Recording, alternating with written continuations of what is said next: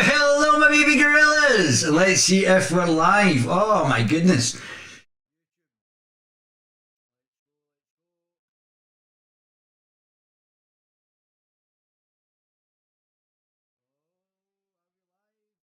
Oh, we're live, we're live. Aloha.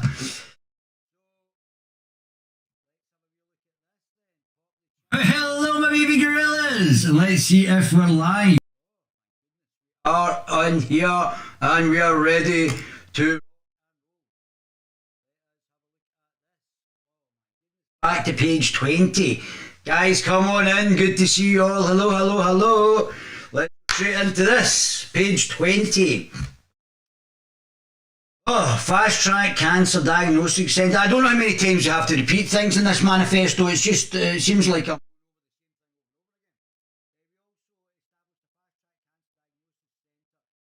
every health board, the first are in fight. Now, I don't know what the interlink between cancer diagnosis, what's happening, for example, with cancer in the universities or any other cancer prevention, and also what Scottish universities to have in a connection with other universities that are trying to prevent cancer or stop cancer if somebody's got it. But I would suggest that we really have to look at how we're treating cancer and other and try and make sure that we are ahead of the curve on that. It seems, unfortunately, though, through the SNP's governance of our education system and not being able to release the reports, let's see with Georgie Porgy, not be able to release the that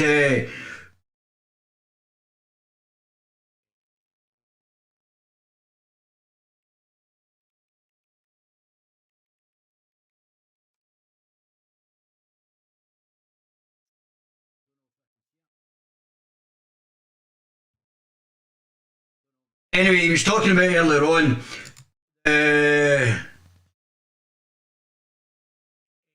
fact that the SNP were not actually allowing or releasing the education reports till after the election, which seems absolutely incredible. Will be in the run-up by the end of May. These and non-specific symptoms cancer. Each patient will be by a navigator so that people act throughout the process. Any staff pay will have been under the past few months, and we will as in the early indications of attitude, we will give our NHS staff a £500 thank you bonus. Not buying votes or anything, is it? No, not at all. Not at all. How are you going to grow the economy? How's that going to grow the economy? Okay. Now offered over our 154,000 NHS staff a substantial pay rise. 1% proposal made by the Tories. We have proposed a 4% uplift to all staff, the band 1 to band 7, with a guaranteed increase of £1,000 for anyone paid less than £25,000. The offer means a nurse at the top band 5 in Scotland would be £1,000 better off after tax. National insurance and counterparts in England taking home staff in the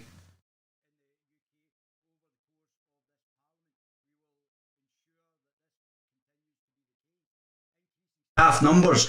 We have 21,500 more staff in Scotland NHS than I would suggest that we need.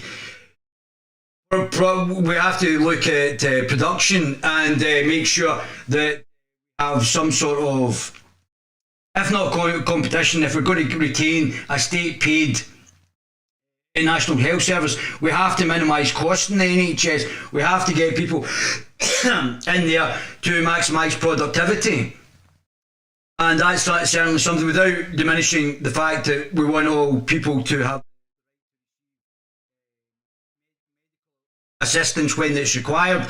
But I would suggest that we need productivity. I don't think just making more staff is in itself going to reduce the overall money that's paid for the NHS, B, productivity of the NHS. So I would suggest that there's certain things that we may have to look at internally, but the SNP don't want to look at not competition, but improved productivity and other ways of actually reducing the overall cost of the NHS, and also increasing the survivability and the structure of the NHS to maximise the health of actual underlying patients. We will recruit at least 1,500 more NHS staff to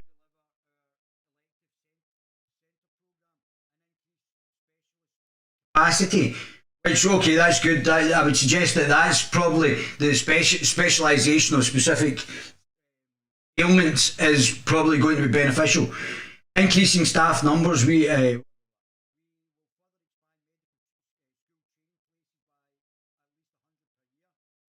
double the number of places. Diverse medical workforce. I would suggest the workforce is pretty diverse as well. I don't think it's even proportionate to the amount of people in Scotland. So I would suggest that what we need is to train more nurses as well. However that takes shape.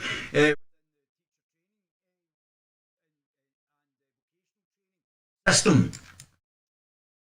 in Scotland, and not just import them. We will create a pandemic bursary to help support paramedics of the future during their training. We will expand the occupation health and mental health support staff and work with staff to help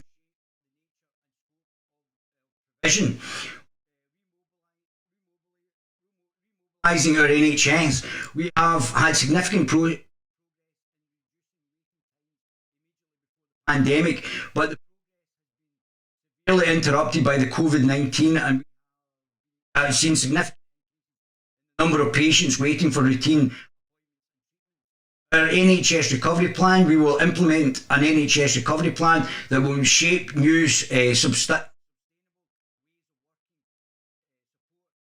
frontline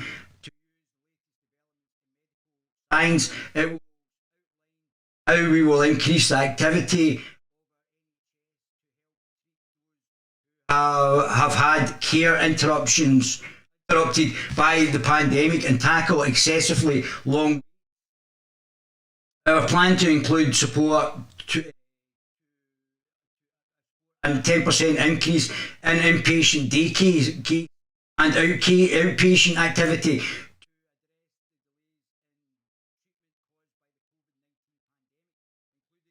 maximising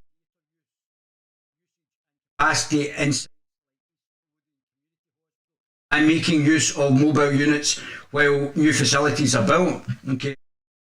10 million for diagnostic techniques, accelerated recruitment of staff for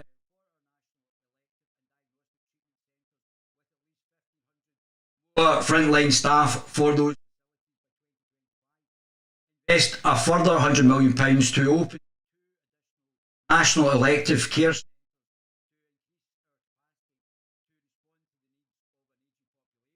Yeah, because you're not doing enough to actually get more births in the society, are you? That's what you as the SNP have failed to grow the population.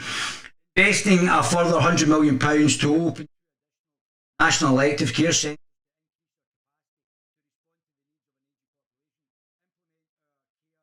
Cancer recovery plan and the 18 million part.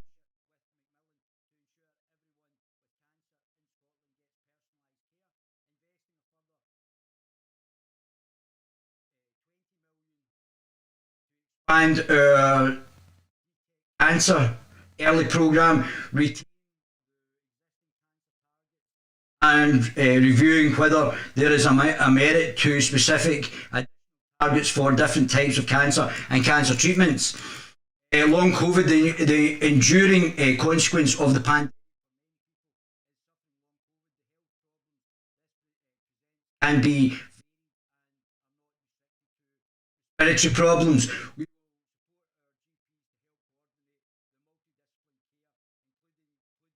Acute sector that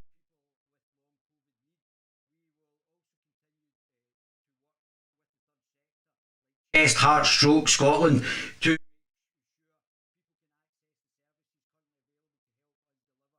and services safety,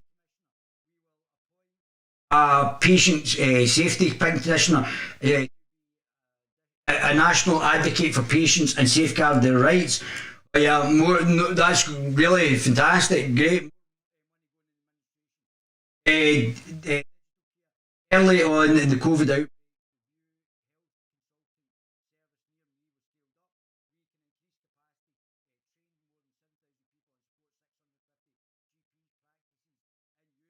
while the video substantial for everyone, I really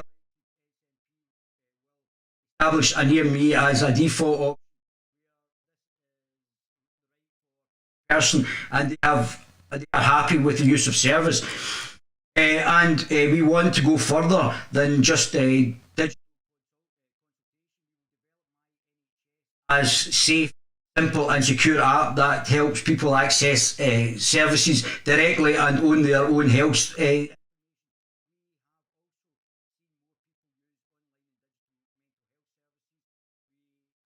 Establish a new digital mental health program.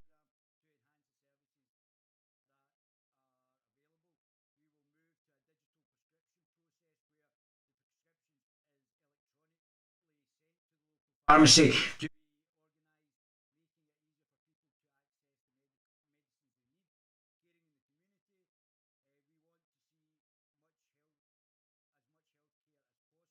none of this is going to grow the economy. Not a single bit of this money will grow our economy, making it easier for in the community. We want to see as much care as possible and closer that it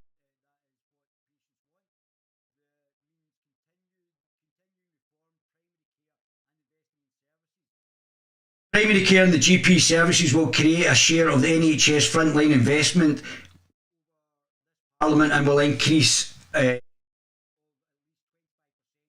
primary we will roll out more mobile healthcare services for direct delivery of care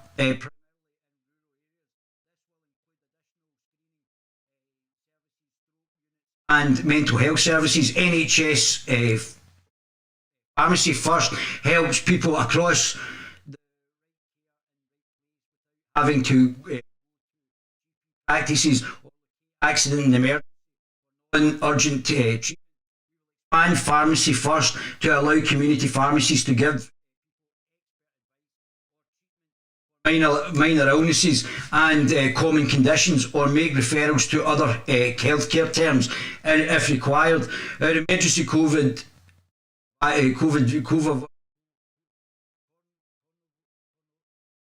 virus, I don't even know why I had the difficulties pronouncing that. Legislation allows community pharmacies to undertake vaccinations, including the vital provided. Now today, I don't know whether it was talk radio or whatever one it was, it was said that nurses in Ireland, and not nurses but care home workers in Ireland had 2 vaccines, and they still got the virus, and I don't know if it was transmitted within the care home, but they had taken 2 of the COVID anti-vax or the vaccines, and they still got the virus in the care home. So I don't know if it mitigated the virus or what it did, but they still got it. So I don't know if the symptoms were less because they had it or they were just the same. I don't know that. And the SNP government will legislate to make this permanent, serving rural and remote communities. A new centre of excellence for rural, remote and social care to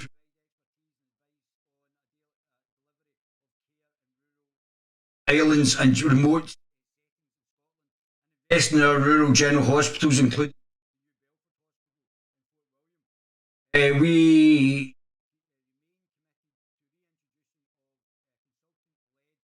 maternity service at Dr. Gray's in Elgin in a safe and sustainable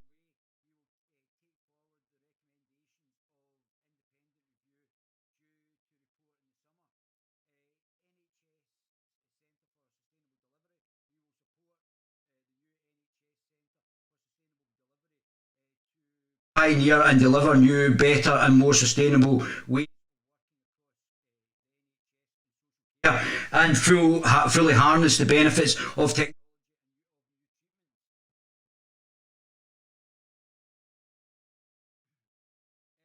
National Care Service, the importance of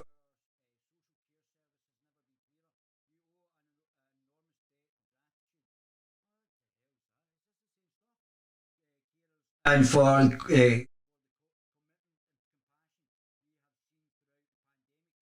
to ensure our social care service system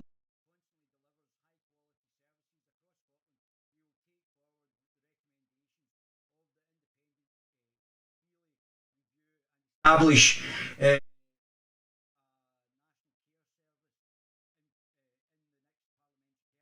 National Care Service will oversee the delivery standards, enhance pay and conditions of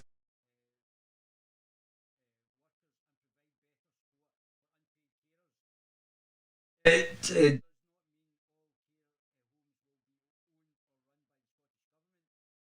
I know, but they'd probably like to do that. Let's be honest. The way that this whole report is going, it's just basically a communist manifesto. That's what this is. This is just unbelievable. The disdain for the private sector is just ripping out of this manifesto, and the fact that they can't even the SNP can't grow the economy, can't grow the birth rate, just it's the incompetence. That's why this is happening. Does not mean we will improve training pay across the board and that we will increase accountability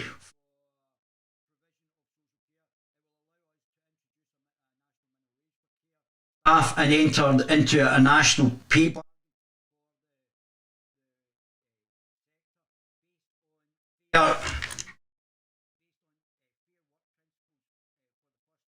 if re-elected we will be establishing the new have a new national care service fully by the end of the parliament as part of the rights-based approach to adult resident setting. Anne's law, giving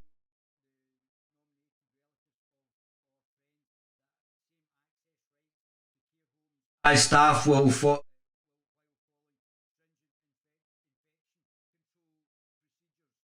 as care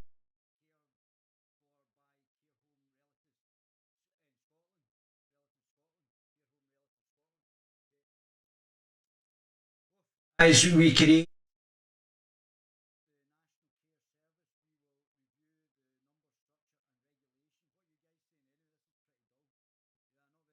I'm not surprised. National Care Service, we will review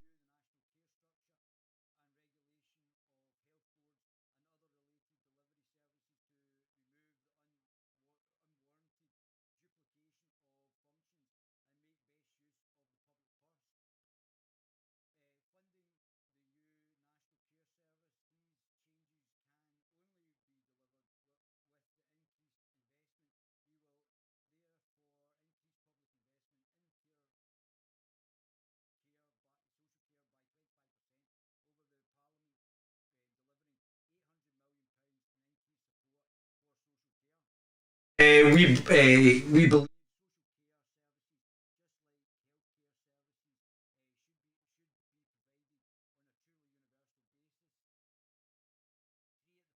use. Yeah, but it can be free of point of use, but still have the private sector involved in the delivery. Private sector are more cost effective than the public sector.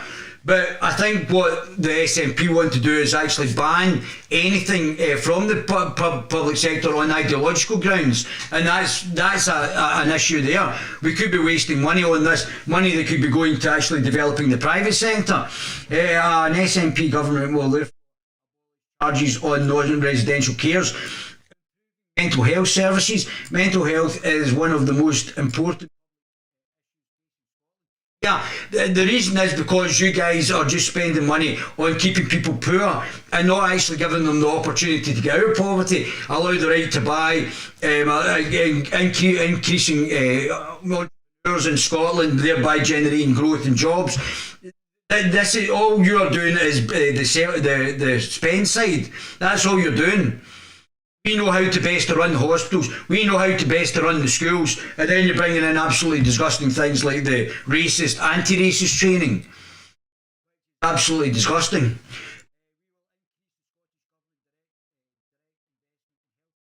By at least 25%, ensuring that by the end of the Parliament, budget will be invested in mental health. We will build on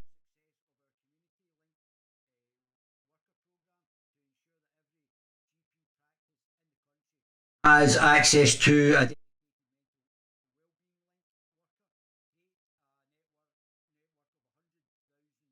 additional dedicated staff who can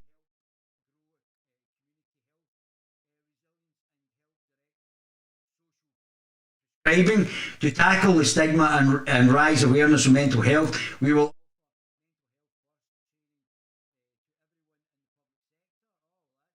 isn't it? Oh, fantastic.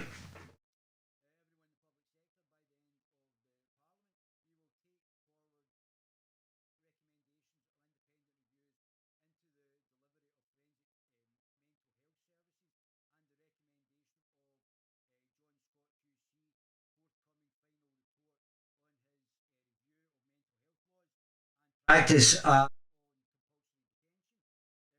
mental health.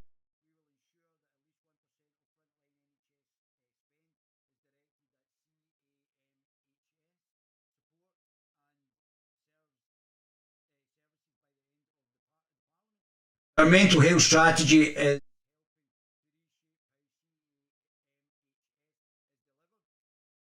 oh my goodness. What? Hello there, hi Teresa, your mic. Oh, my mic. Mic's not even beside me. Sounds really bad. That probably explains a lot. Mic's not even there. I don't think you missed anything, to be honest with you, Teresa.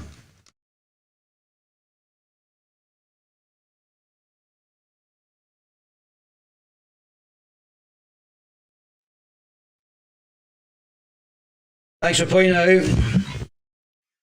Stuff. Right, that should make a difference. Oh.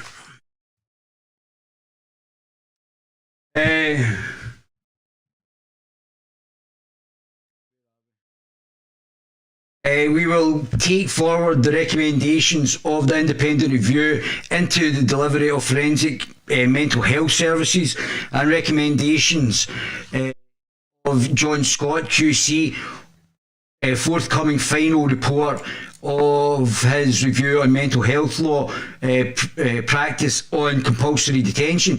Child mental health, we will ensure that 1% of the frontline NHS spending is directed at CAMHS support and services by the end of Parliament. Our mental health strategy is helping to reshape our CMHS as delivered, underpinned by the principle of ask once, get help fast. we will introduce a national transition strategy to improve outcomes for children and young people experiencing mental health in their transition to adulthood. Suicide prevention. Our vision is of Scotland where suicide is preventable and prevented, and where help and support is available to anyone contemplating suicide and those who have lost loved ones. Probably they're still contemplating suicide because you can't build any businesses because you are that incompetent that you don't want to grow any businesses and let people achieve. That's probably one of the reasons they're suicidal, because this and socialists like the Labour Party before have failed Scotland to actually grow businesses unless they're connected to the state. To help achieve this, we will double suicide prevention spending and support of a range of activities, including doubling the number of applied suicide intervention training programmes and Safe Talk programme trainers by the end of the Parliament. Learning disabilities, autism and neurodiversity. While autism and learning disabilities are not mental health conditions, when treatment and care is required, they are currently covered by the Mental Health Act. Well, I would suggest that you need to bring in compulsory testing for children. For this, I've already spoken about this. I brought the 3 different dyslexic bodies to speak to the MSPs in 2002, and you still, to this day, and this is 2021, so 19 years later, you still don't have a comprehensive system to identify children, not just with one learning difficulty. Then one child might have multiple learning difficulties, and you don't have a comprehensive system. You're talking about universality, but you don't have a universal system to actually identify all these children, do you? And you don't. Sir Jackie Smith, the racing driver, brought all the teacher training colleges together, and they said that every teacher was going to be trained in dealing with a multitude of specific learning difficulties. And I now find out, coming back from Dubai, that that's not the case, that a lot of teachers are not even trained on specific learning difficulties and how to teach specific learning difficulties. So there's obviously a lot to be done on the identification of specific learning difficulties in children with multiple, which you can probably hear when I'm actually reading, that obviously with my dyslexia it's not exactly the best. But yeah, it's you haven't done it. You haven't done that either. You just pay lip service and then you don't do it. And diversity bill to delineate support and services for existing mental health legislation and ensure that rights are protected and promoted. What you need to do is identify as young as possible so that child knows, and the parents and the educators all know that child has specific learning difficulties. You get mental health issues because of the failure to identify later on. Because the child doesn't understand why he's not able to learn, and a lot of them are highly intelligent, but still have this difficulty. And you still haven't done it, so you're actually allowing the mental health problems to actually stack up because of your failure to identify when it's young. So you're actually part of the problem. Still, I mean, I spoke to all the MSPs and they're still part of the problem. You're not doing this correctly. And you were told, I was in the Scottish Parliament, and you were told that this was a problem, and you still didn't do anything about it. We will work with... Thanks, Teresa. Hi, Bernadette. How you doing? They don't give a flying. Yeah, they don't care. I mean, all this. I'm going through these. I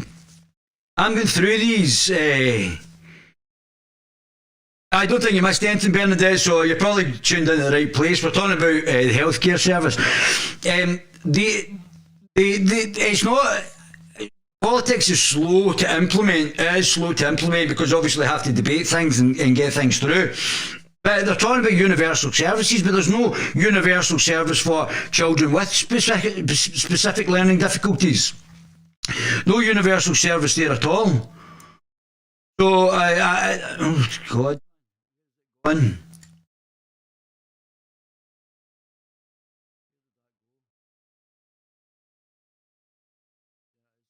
So there's no specific learning difficulties for children with specific learning difficulties, no universality of it.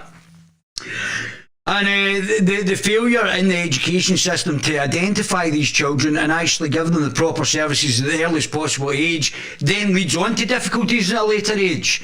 So I would suggest that that's something you want to throw money at. If you're going to actually identify children with specific learning difficulties, it's got to be done as young as possible so they don't then grow on to be disadvantaged later on in life. Oh, jeez, man. We will work with people with lived experiences on. I've already been in. I've had a lived experience on inclusive approach to ensure the commissioner can safeguard their rights. Yeah, you don't do that anyway.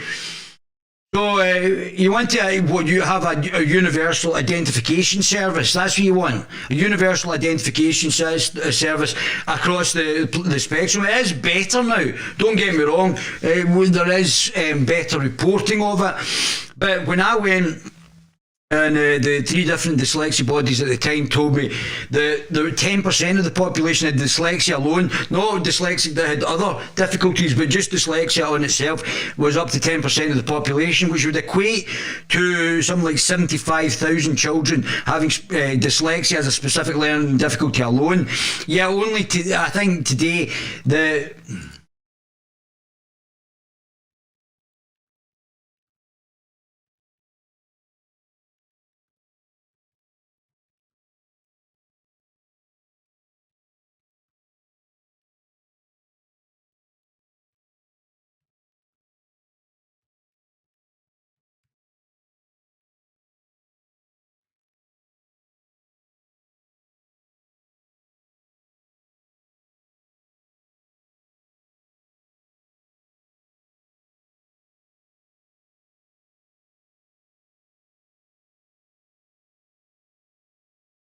is there, is there?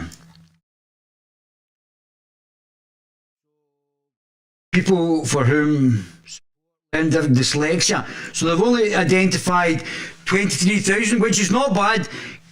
Up 65%, 60.5%. So I have done something positive in my life. If I die tomorrow, they have. But if you can imagine that something like 75,000 children have dyslexia, and some have multiple specific learning difficulties, but dyslexia alone, that has been quite a substantial increase in that, up in the dyslexia from 13,000 up to 21,000, up 60.5%. So, yeah, I mean, that's quite substantial.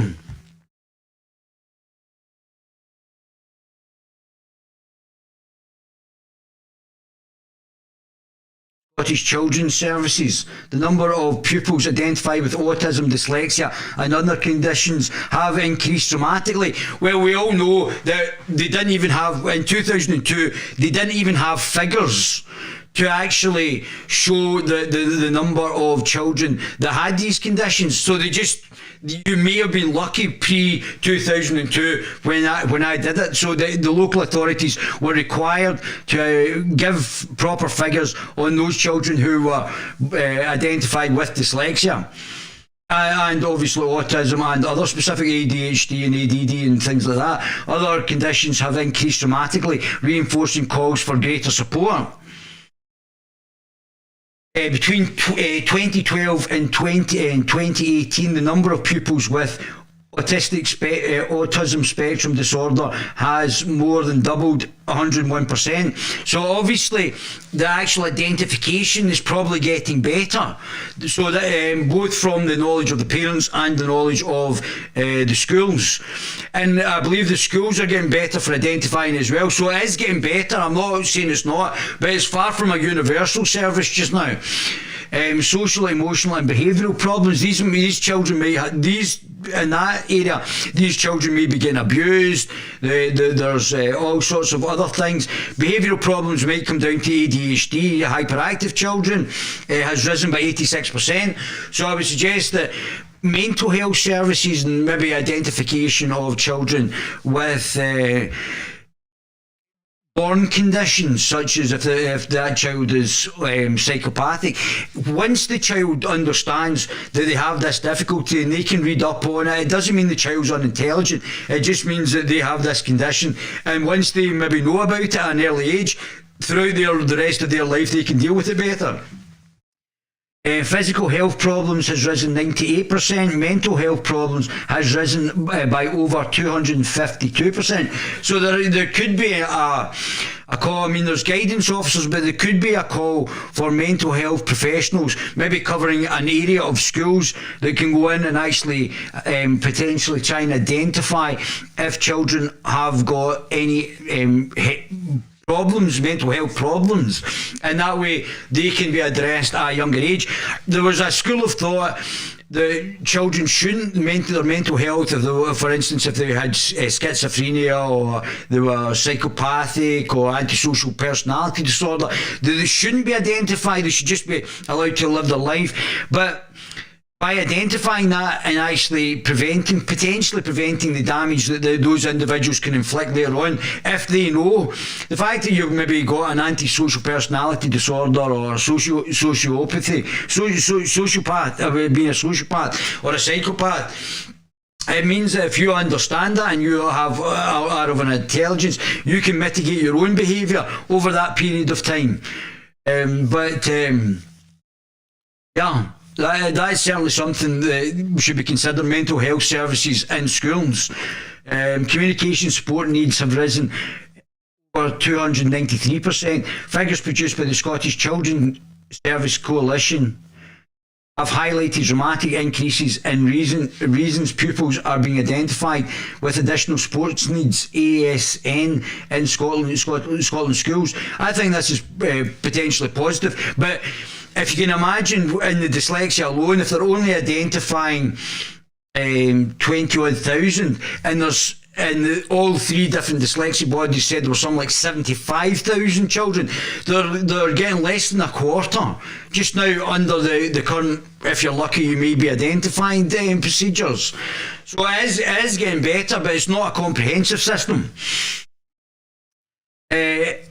Indicate between 2012 and 2018 the number of pupils identified with autism spectrum disorder in publicly funded primary and secondary schools has more than doubled, 101%. Those with social, emotional and behavioural difficulties by 86%. Those in care by 54.1%. Those with physical mental problems by 98%. Those with mental health problems by 252.4%, and those with communication support by 293.4%. Pupils may have more than one reason for additional support. See the table at the end. Yeah, so some children have multiple difficulties. This against the background of increased 68.7% between 2012 and 2018. The number of pupils identified as ASN from 118,000 to 199,000, representing just over a quarter of all pupils, 28.7%. The increase is part due to increased recognition and diagnosis of the condition, as well as continued improvements in recording. Greater clarity in these figures means that the support and funding can be more targeted or appropriate to the children or young person concerned.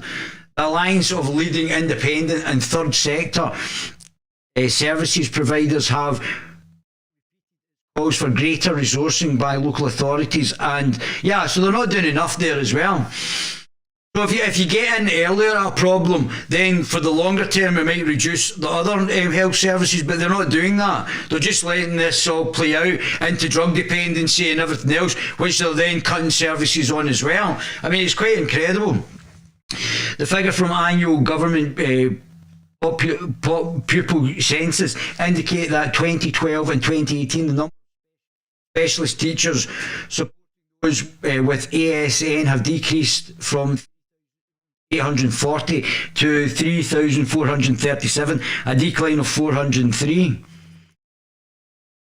Figures from the Scottish Government's pupil census indicate that between 2012 and 2018, the number of specialist teachers supporting these ASN have decreased from 3,000, so decreased by 403 teachers. All right, so they're just getting hung out to dry as usual. It has also highlighted a fall of the number of specialist support staff in categories such as behaviour support staff, which, see, this is the problem with this report. Because you're not putting the generation of wealth in front of the spending plans, if you're not generating enough wealth to pay for these things, then the actual underlying social programmes that you're actually trying to lay out are going to be underfunded, and you're going to see layoffs like this because you're not generating enough money, because your focus is on spending money, not generating it.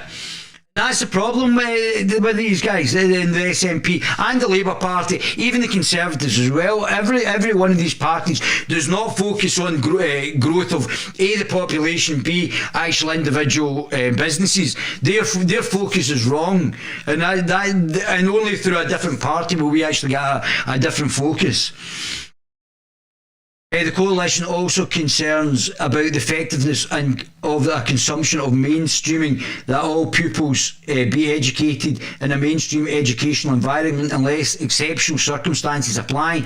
The spokesperson from the SCSC commented, "It's clearly positive to see that they are becoming increasingly good at identifying and recording those with ASN, such as autism, dyslexia, mental health problems and learning difficulties. Greater clarity in those figures allows resourcing to be targeted in a more appropriate way." So, whom for sport is recorded. Now, one of my friends had spoken to our daughter. One of my friends, obviously my friend had been my friend for a number of years, so I'm not going to say any names or anything. And she'd spoken to her daughter, and my friend, obviously knowing me, had identified that our daughter's child may have dyslexia, but the daughter didn't want to get assessed. So there seems to be some sort of stigma. I mean, don't forget I've got a degree and I'm a qualified stockbroker, financial advisor. We've got a guy, this guy here, who I did an interview. He's a lovely young fella. And we were both a bit drunk, we were both out having a wee drink, but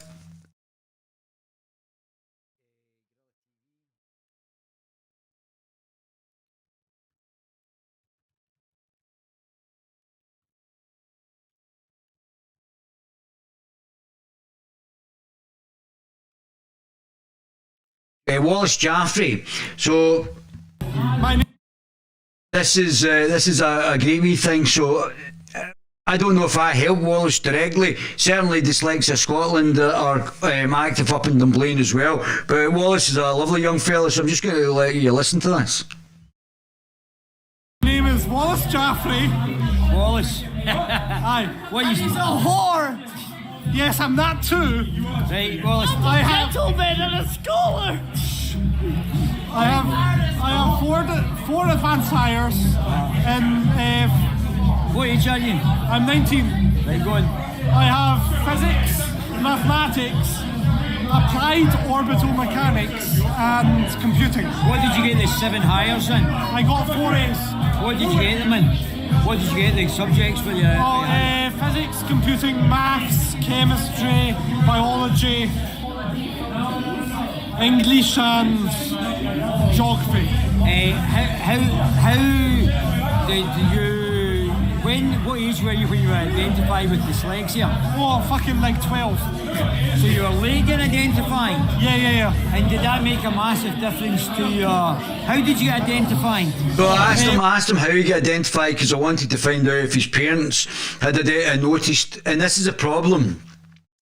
Parents sometimes don't understand dyslexia. Sometimes it's hereditary. There's a large that it's hereditary from the parent to the child, or it can skip generations, but there is a hereditary aspect of this.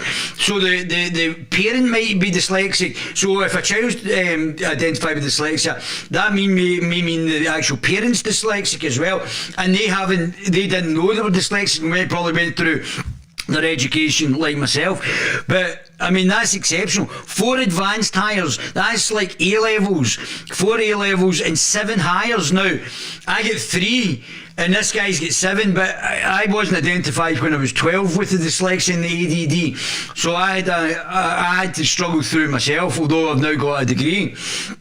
I had to struggle and cope myself, but I'm so glad what I did may have had effect on Wallace's education. Well, they pretty much decided I couldn't spell, so they just like diagnosed me, just like I really couldn't spell, like seriously. So they just decided I couldn't. They just like got a psychologist to diagnose me. Funny enough, I'm also diagnosed with Tourette's. Alright, okay. But most people can't notice that, so that's alright. You don't swear. Aye, exactly. Fucking shit. Aye, I have really good self-restraint. That's great. So, have you got a bad memory, a personal organisation that usually is affected with dyslexia? No. So you don't have that? No, I just deal with it myself. I wish I knew what he meant there by just deal with it myself. I'd like to spoke to Wallace more in depth about what he actually meant with that, because he's obviously a highly intelligent boy. I mean, really intelligent, and he probably will become a doctor. He probably will get his doctorate with those. I mean, that's exceptional. Hires, there's very few people I know that's got 7 hires and 4 advanced hires and has dyslexia. So that's great. And I hope he does go and get a doctorate as well, but that's just brilliant. And I know that what I've done has made a difference to a large number of children in Scotland. I don't really understand what he meant there, but... And are you sure you're dyslexic rather than just having I've been diagnosed with dyslexia. We're both a bit drunk, so you have to give us a bit of latitude. Like I have papers and stuff. Yeah. And how did you get diagnosed? Who diagnosed you? The school. The school has a...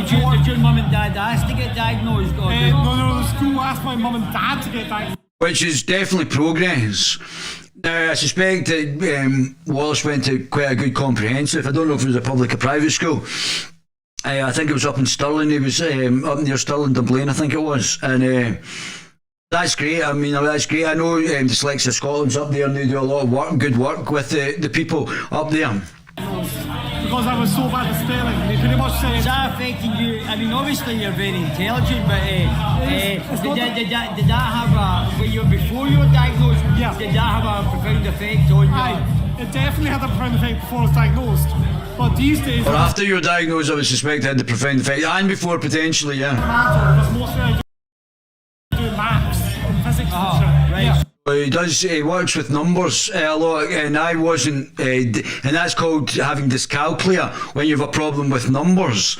So that's another learning difficulty that probably is not identified as well, so children will suffer with that as well. Can you imagine not being able to do arithmetic? So you do numbers, and I was very good with numbers. Yeah, exactly, yeah. I just focused Hence why I became a stockbroker. on numbers from now on.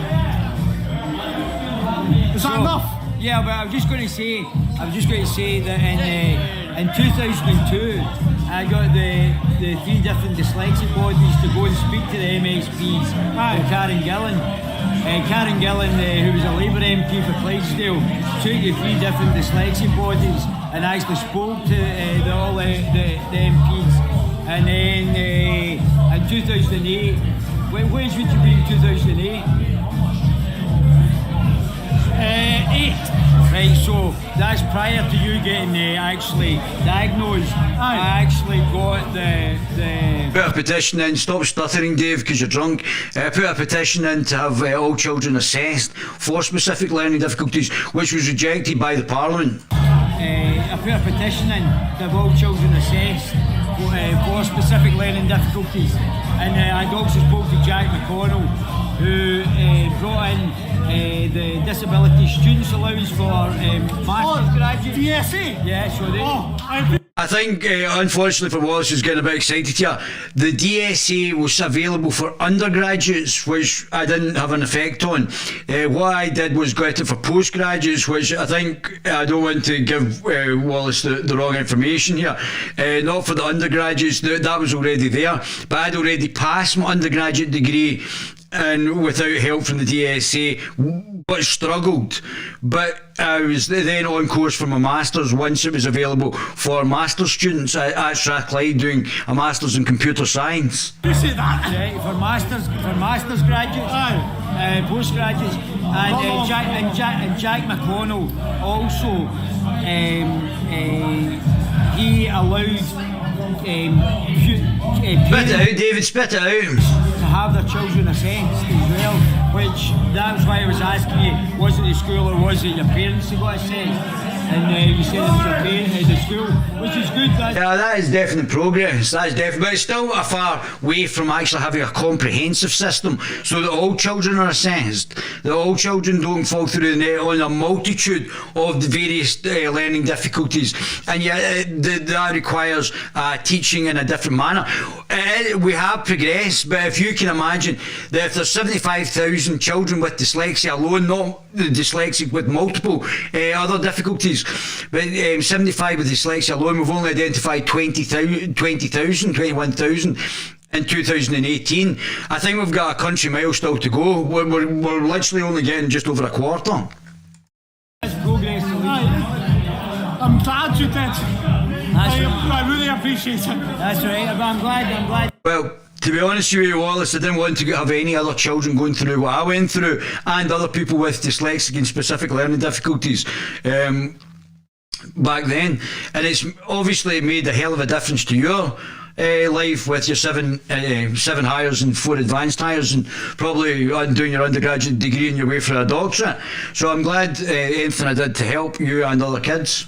There's now 17,000 rather than 7,000. 7,000 in 2002. Well, I say 7,000 in 2002, but they really didn't know how many children because they didn't have any sort of exact numbers. I also wrote 3 articles in the Scotsman, which the Scotsman have now taken down. I'll show you that in a minute. 17,000 now, but there's many more dyslexic. There's so many out there that haven't been assessed. Yeah, that's right. And autism as well. Yeah, Like I have the ADD, so my big brother's been assessed with like severe autism. So yeah, it's good. Fantastic. Well, I'm really happy. 4 advanced hires, 7 hires, 4 A hires, A degree. and you're now doing a degree. I'm aiming for a PhD, so. He's going to be a doctor. Fantastic. It's awesome, mate. Awesome. What's your name? Wallace Jaffrey. Wallace, a pleasure. Well, nice young fella, isn't he? Lovely young fella. Good luck to you, Wallace. I think you should do a talk show. It would be one of the best talk shows around. I might do that, mate. I'll get, as I said, we're trying to get things improved and more professional, including myself and the way that I communicate as well. So this is all you guys have been the witness to me being more professional. But no surprise that Cranky and the SNP totally agree, Davey. Shocking, and it needs help in many ways. Yeah, that was the government allowed you. Oh, that's when the government allowed you into pubs. What context you mean there? So, this has actually been viewed. Let me just show you this. I want to just jump onto Minds. And so, you look at the viewing figures of this, right? So, it says it's had 178 views, right? Can you see that down here? 178 views. When I go on to Minds, Guerilla TV channel. So that says here that alone it's had 825 views. So I don't know, and that click through is right to YouTube. So I don't know how it's only had 178 on YouTube, yet on Minds, I don't know if there's a difference in the amount of time that when you actually watch it, but there seems to be 825 views. So not to say that the channel's being suppressed or anything, on YouTube. So, I mean, that is absolutely incredible, isn't it?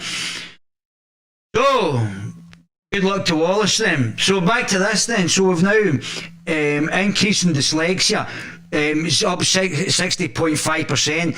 The actual figure of dyslexics is going to be, should be probably triple that. Nearly triple that. No, sorry, it'll be more than triple that, almost another three times that number. So they're underestimating other specific learning difficulties, e.g. numeric up 120. So I mean, look at the actual amount of difficulties that have increased. So at least identification is going up. Hopefully the date time when these children are actually identified is going down, so they get them earlier and earlier. And oh my God, look at substance misuse, 148. And I hope they're treating substance misuse as a as a health problem, not as a social problem, especially for children. Risk of exclusion. And for children that are risking exclusion, any of these above conditions should be actually looked at. English as an additional language, oh my goodness, up 129%.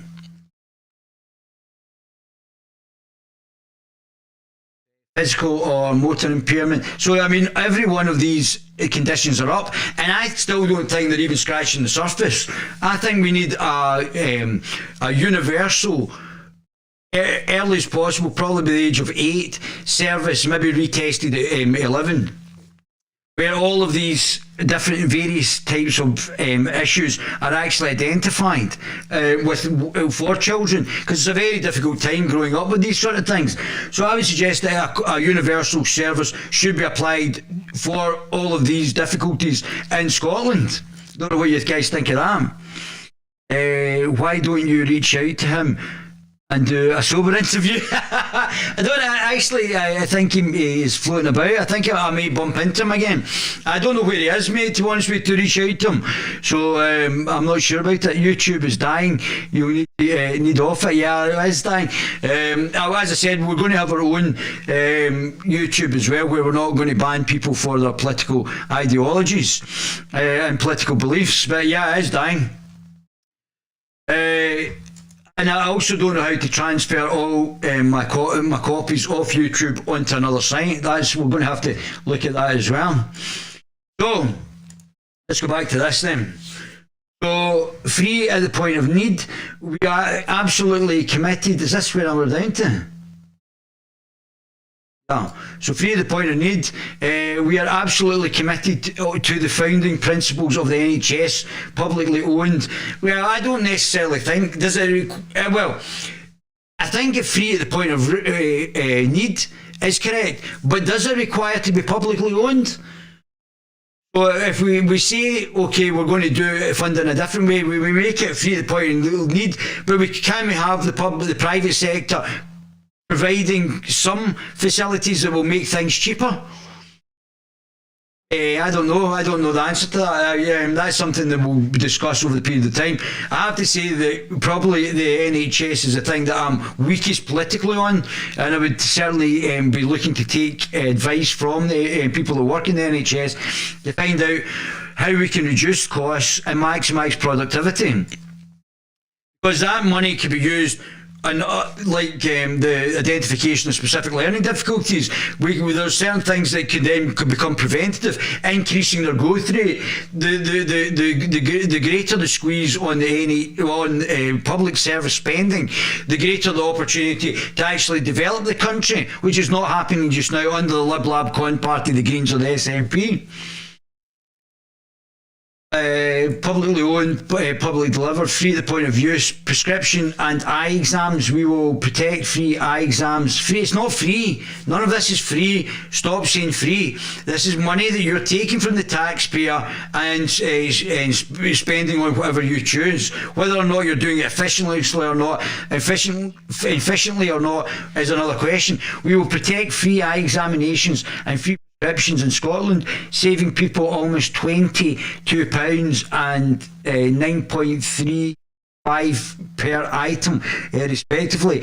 Compared to England, NHS dentistry, there is still one area of NHS services that can lead to charge for care: NHS dentistry. We have made great strides in improving dentistry access, but if re-elected, we will now improve access further by abolishing all NHS dentistry charges over the course of the Parliament. We will start to roll out care experience people aged between 18 and 26 and removing NHS dental charges. We will engage with the British Dental Association and others to learn from the experiences of the pandemic. Alright, so the dentists are in with the pandemic as well. Yeah, there's going to be a lot of people having to go to the dentist because I think for non-emergency appointments, the dentist has been de facto closed. To learn from the experience of the pandemic, to help shape and reform funding arrangements for the NHS dentists so that they are supported for the future. So it's all basically about spending money. This is just a spending money. It's not about generating money, it's just about spending money budget. It was the NHS that scrapped car parking in all NHS-owned car parks in Scotland during the COVID-19 pandemic. We will ensure that parking in all hospital car parks is free, including those that are PFI owned. We will support NHS boards. I don't know how they're going to do that, so they're going to then obviously have to pay the PFI for free parking through the taxpayers, so we're going to pay for it in a roundabout way anyway, if that's what they're going to do. So it's not free. Stop saying free. This is nothing in this is free. We will support NHS boards to take the necessary steps to ensure parking remains free. It's not free. Young Patients Family Fund, building on the success of the neonatal expense fund, will introduce a Young Patients Family Fund to support families visiting children who are receiving inpatient care. Substance misuse of drugs deaths. The number of people who are dying in drugs-related deaths in Scotland is unacceptably high. Each one of the deaths is a tragedy, and we cannot underestimate the impact of those losses on individual families, communities and across the country. We believe that the national mission is needed to tackle the drug death emergency. Emergency Scotland faces. We must empower more people to seek support, make the support more constant, flexible and effective, and much faster. Help service stick with the people they support. We will invest £250 million over the lifetime of the Parliament to support a range of community-based initiatives, including primary prevention and expansion of residence rehabilitation. We will support outreach services in every local authority, fully implement the new medical assistance treatment standards in the first year of the Parliament, ensure the same day treatment of the same day prescriptions for those who need it, move to 5 years fund cycling for eligibility third sector and grassroots organisations that are at the forefront of saving lives. We will remain committed to the introduction of medical supervised safety consumption facilities. These facilities have demonstrated around the world to save lives. We explore every legal avenue in the attempt to establish them in Scotland.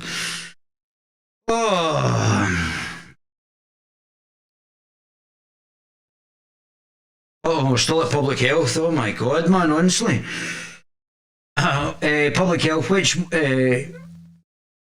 while much focus has been given to direct health impacts of COVID, we need to work together to shift our focus towards reducing inequalities and preventing health. Don't forget that for the last period of time they have shut down cancer services and other services, and to prevent people over the natural death rate, which was on talk radio today. I saw that today. Let's.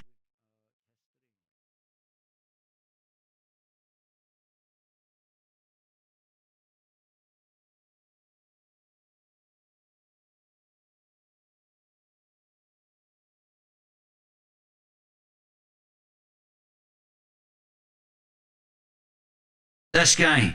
This was brilliant with Brendan and talk radio. Right, that's better. Location. So has Keir Starmer done enough to oppose the government? And you don't need... I mean, this is absolutely disgraceful. What's this in relation to? What am I talking about there? So this was about the fact that the gentleman was getting bullied by Sir Keir Starmer, and this is Brendan O'Neill, brilliant as usual. And it just shows you how obnoxious the Labour Party are. To have Keir Starmer opposing everything the government did. You don't need to have him opposing, for instance, lockdown to protect the NHS, if indeed that's what he believes, and that is him believing government policy when it comes to that. But what I feel that we haven't had is scrutiny. What are the cost-benefit analysis when it comes to the number of people saved from COVID? Keep going. What are the cost-benefit analysis when it comes to the number of people saved from COVID and saved via the NHS not being strained versus the number of people who might die or... Who are over 81, who are over the natural death rate. So we are preventing people who are from dying that are over the natural death rate, who may die anyway, by not giving people who are younger also opportunities, restrict them in homes. This has been a disgrace. This has been a national scandal that we've actually been held in our houses for a year. There should be much more bottomed up resistance to this by enforcement by the political elite. Be seriously affected by mental health or an economic downturn. I would like to know more scrutiny from Sir Keir Starmer when it comes to coming out of lockdown. When are we going to? What's the plan? What is the plan for unlocking the UK? Why can't it be brought forward? That doesn't mean you're against lockdown. That doesn't mean you have to betray the policy itself. But what I feel we've been lacking is the kind of questions that give you and I confidence. And that's allowed conspiracy theories to grow. And I'll actually include a lot of journalists in that as well. You don't need to be against the direction of travel to be able to scrutinise the direction of travel. And there has been too little of that, in my opinion. I think we're in the most strange situation at the moment where we have a Prime Minister who is so dishonest we've no idea what he thinks, and we've a Labour leader who's so scared to give us an idea of what he thinks. We're in this political vacuum of nothingness. Well, before we speak to Brendan O'Neill, the editor of Spiked Online, and James Mills, the former Labour advisor to Debate List, let's hear Keir Starmer being told to leave the Raven pub. That man is not allowed in my pub. Get out of my pub. Go on. Calm yourself down. Get out of my pub. Calm down. Sorry, can you keep out of the way? Thank you. Thank you. Right, I can't. So that's him being told to leave. He also went on as well, which we might get this audio where Mr. Humphreys says that Sir Keir hasn't provided any kind of opposition whatsoever. Well, Brendan O'Neill is the editor of Spiked Online, and James Mills is the former Labour advisor. They both join me live via video link. Evening to you both. Hello. I will start with you, James, because, of course, Sir Keir told to leave the Raven. Mr. Humphreys went on to say that he has not provided any kind of opposition, went on to try and give some facts and stats about the age of the average person that dies from COVID. I mean, it's a fair point, isn't it, that agreeing with the government on the concept of lockdown, which was, of course, Sir Keir and Labour's policy, that doesn't mean you can't provide scrutiny about how the government came to those conclusions, about the number of people that might die versus the number of people that might be saved, the way we're going to come out of lockdown, the kind of scrutiny that gives us the answers that we need. I mean, there's a lot there to unpack, Christo, but I mean, fundamentally, this chap was a half owner of the pub. I think the other owner disagreed with him and said his views didn't share what the actual Raven believed and didn't think that, and was actually embarrassed by what this guy did. And to be totally honest with you, I mean, I think most reasonable-minded people saw that clip and thought, this guy's a bit rude and slightly unpleasant. No, we didn't. Nobody thought that. We all thought it was Keir Starmer that was rude and unpleasant, a bit like Gordon Brown to that nice lady from England. Well, we think it's the Labour Party that's rude and unpleasant. They all seem like a bunch of idiots. Even Sarwar couldn't even answer my questions when I was talking about Muslim rape gangs in Scotland. Couldn't answer it. Wouldn't answer it. Which was very rude. And then Smith popped up like he's bum chum. Talking about, I mean, he's tried to play down the deaths of elderly people. I mean, I find that quite abhorrent, to be totally honest with you. And he's also... All right, I see. So you're trying to stop the deaths of elderly people? Like, I can't wait for you to superhero James Mills there, former Labour advisor, to stop my death when I age. Oh, that's great. Oh, is that a new Labour Party policy, is it? That they're going to stop people who are aging to dying? Oh, fantastic. Absolute genius, James. Very intelligent young man. Actually incorrect. And so he was pushing a lot of sort of lockdown myths and sort of conspiracy theories. So, no, I thought Keir Starmer was right to disagree with him. In fact, I mean, I would have given him a much more short shrift and wouldn't have spent less time with him. And as I say, he didn't even reflect the view of the pub, only half of it. And most of the general public would agree with Keir Starmer. Oh, he's still got the right to kick Stammer out. Nobody thought, everybody was laughing at Stammer. We all thought he was a joke anyway, James. And not this individual. In what way I mean, he was factually accurate that the average age of death when it comes to COVID is something like, I think, 82 and a half. So we've locked down, let's just logic this. And as I said it before, we've locked down the whole country for a year, not going to hospital, not had children at school, destroyed our economy, locked down the businesses, and the SNP and the Tories have done that to the country over a death rate that only kills people over 82 and a half, which and when this guy's going to say that the natural death rate is something like 81. So this has been the craziest thing ever. And the underlying, we have to recognise that this is the underlying globalist agenda, not in what's the benefits or the interests of this country. Half, and that the average age of death in general... And the SNP and the Tories have done this.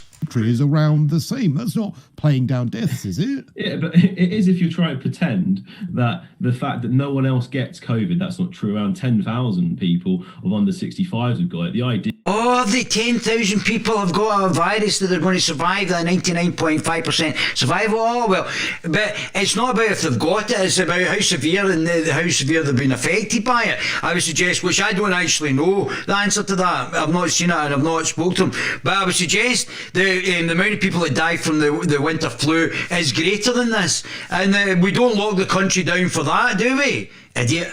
This is not a pandemic that's killing people and also he didn't say that. He was acknowledging the pandemic existed by talking about the people who died from it. Wait. You don't use those stats and facts and figures unless you're trying to play down the deaths of the pandemic. Yeah, I'm saying that we should not be locking down. I'll play them down if you want. Not be locking down and destroying the economy for deaths of people who are over the death rate. There you go. I've said it. You absolute buffoon. The Labour Party is just a buffoon party. If you ever see somebody in the Labour Party, you know they're a buffoon before you even talk to them. Let's be serious. Why else would he have used them? Well, because he was trying to... Why are we not destroying the economy to try and prevent people who are dying over the natural death rate? Oh, I don't know. That's a good idea, isn't it? Absolute idiot. And we obviously know that probably that twat Adam Smith, Peter Adam Smith, is one of these twats as well. You can just see they're all twats. It's like this guy's a twat as well. make a point about vulnerable people. He was trying to make a point about the and people what who was were his most point? vulnerable. And what was his- Well, the point was that we shouldn't be destroying the economy for preventing deaths over the people or over the natural death rate. You absolute buffoon. point? That- What was his that- point? that- Only essen- elderly people die, and they're not. Their life is not valuable compared to. Are the life's not valuable? No, we already know that there's a natural life existence, and usually people over that die. All right, we've got well, people over that age are not going to be valuable. All right, I see. So now James Mills is wanting to prevent, destroy the economy and destroy other people's lives, to prevent people coming to the end of their lives' ability to live slightly longer. And not even see their family. I would suggest that older people would even have a shorter life existence if they could actually see their own family.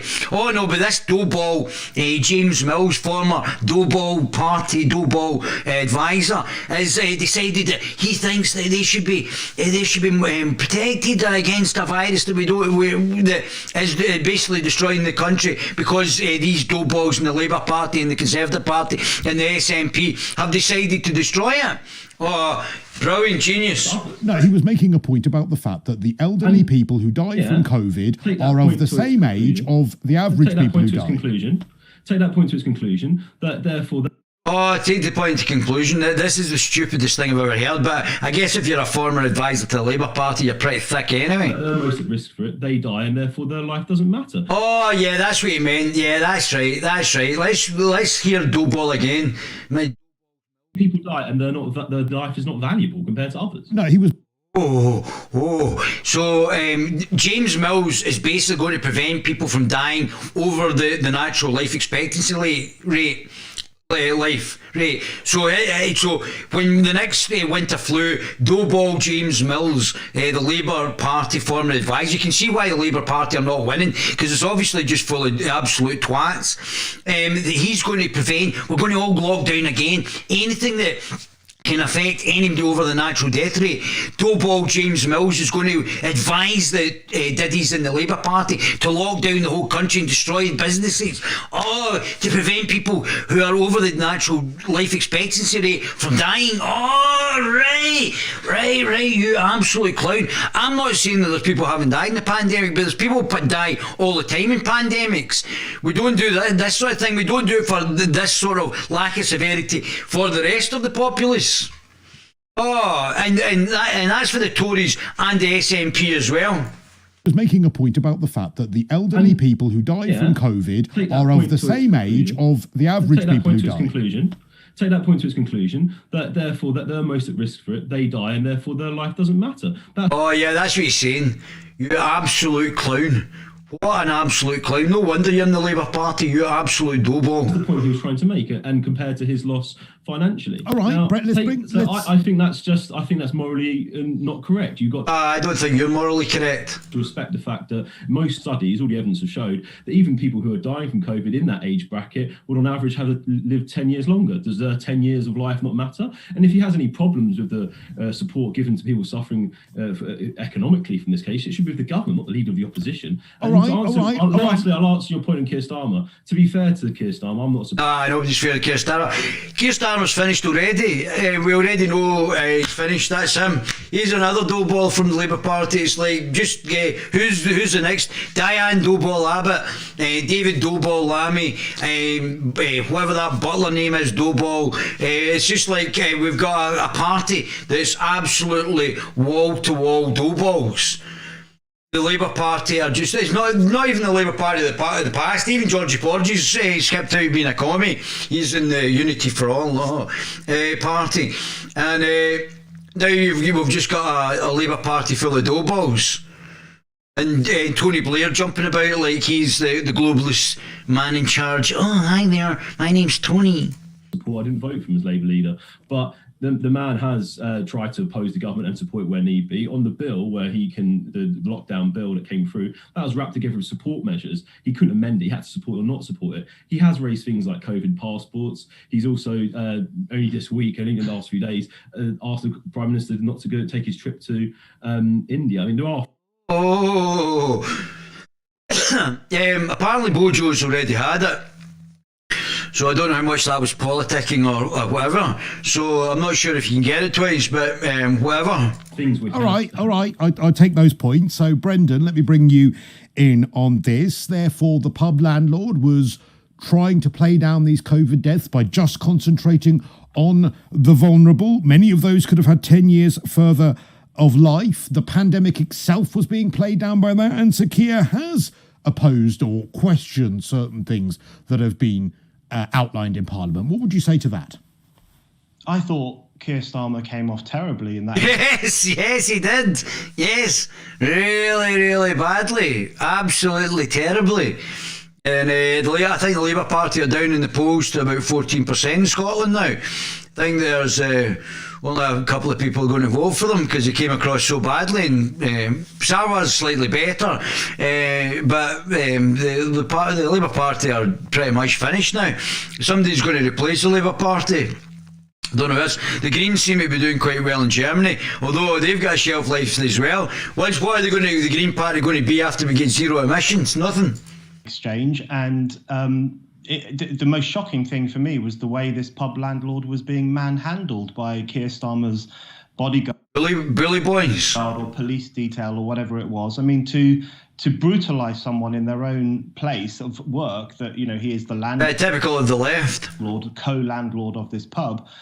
James is pulling faces. Maybe he's in favour of ordinary people being attacked for daring to speak ill towards a politician, but in a democracy, I think if random strangers rather screaming and shouting, I wasn't really screaming and shouting. That's disgraceful. But you shouldn't be. Expecting Mr. Mills is probably another Labour liar. Anyone, especially a politician, at fear of life and the death, there's a personal security officer that should step in to protect them. Yes. He should have got out of the pub. So I think that's quite all right. normal Go on, Brendan. If right, you heard it from the horse's mouth. If a member of the public shouts and accosts an elected politician, then they should be manhandled and silenced. If I think you that's charge really shocking. down- Didn't charge him down. He told him to get out of his pub, which he was quite entitled to do. Didn't charge him down. Just more lies and spin from the Labour Party, isn't it? That's the most. James. Brendan let you speak uninterrupted, and Brendan, isn't the point here that actually he wasn't sort of calmly addressing Sir Keir? I've seen he was calmly addressing him. I saw him, he was calmly addressing, and Keir Starmer was very rude, very rude, not from the likes of you. I don't know if that's the way he talked to Jeffrey Epstein when he was on the Trilateral Commission with him. He was actually being quite aggressive in the way... No, he was being aggressive because he was getting manhandled in his own pub and telling Keir Starmer to get out. He was being questioned. That might not, and I accept, that might not justify being manhandled, but he wasn't coming across sort of calmly and rationally, was he? First of all, when he was outside, he was speaking to Keir Starmer, he was completely rational, and then Keir Starmer was very rude to him. Not everyone is calm and rational. People are different, and I find it shocking that the idea that in a democracy you would not be allowed to speak loudly and passionately. I don't think the Labour Party want you to speak at all unless you believe these idiots. At an elected politician. That's what's most shocking about this incident. That doesn't mean I agree with everything that this landlord said. I certainly don't. I'm going to leave that there. What you guys saying? Are you talking about alternatives such as BitChute? John, yeah, I'm already on BitChute, guys. I'm on BitChute, but we're going to get the Guerilla TV channel up and running. I've got a couple of things to purchase, and I'm going to get the Guerilla TV channel.com will be up and running as an entity in itself. So we'll get that as well. I hear a dough ball rising.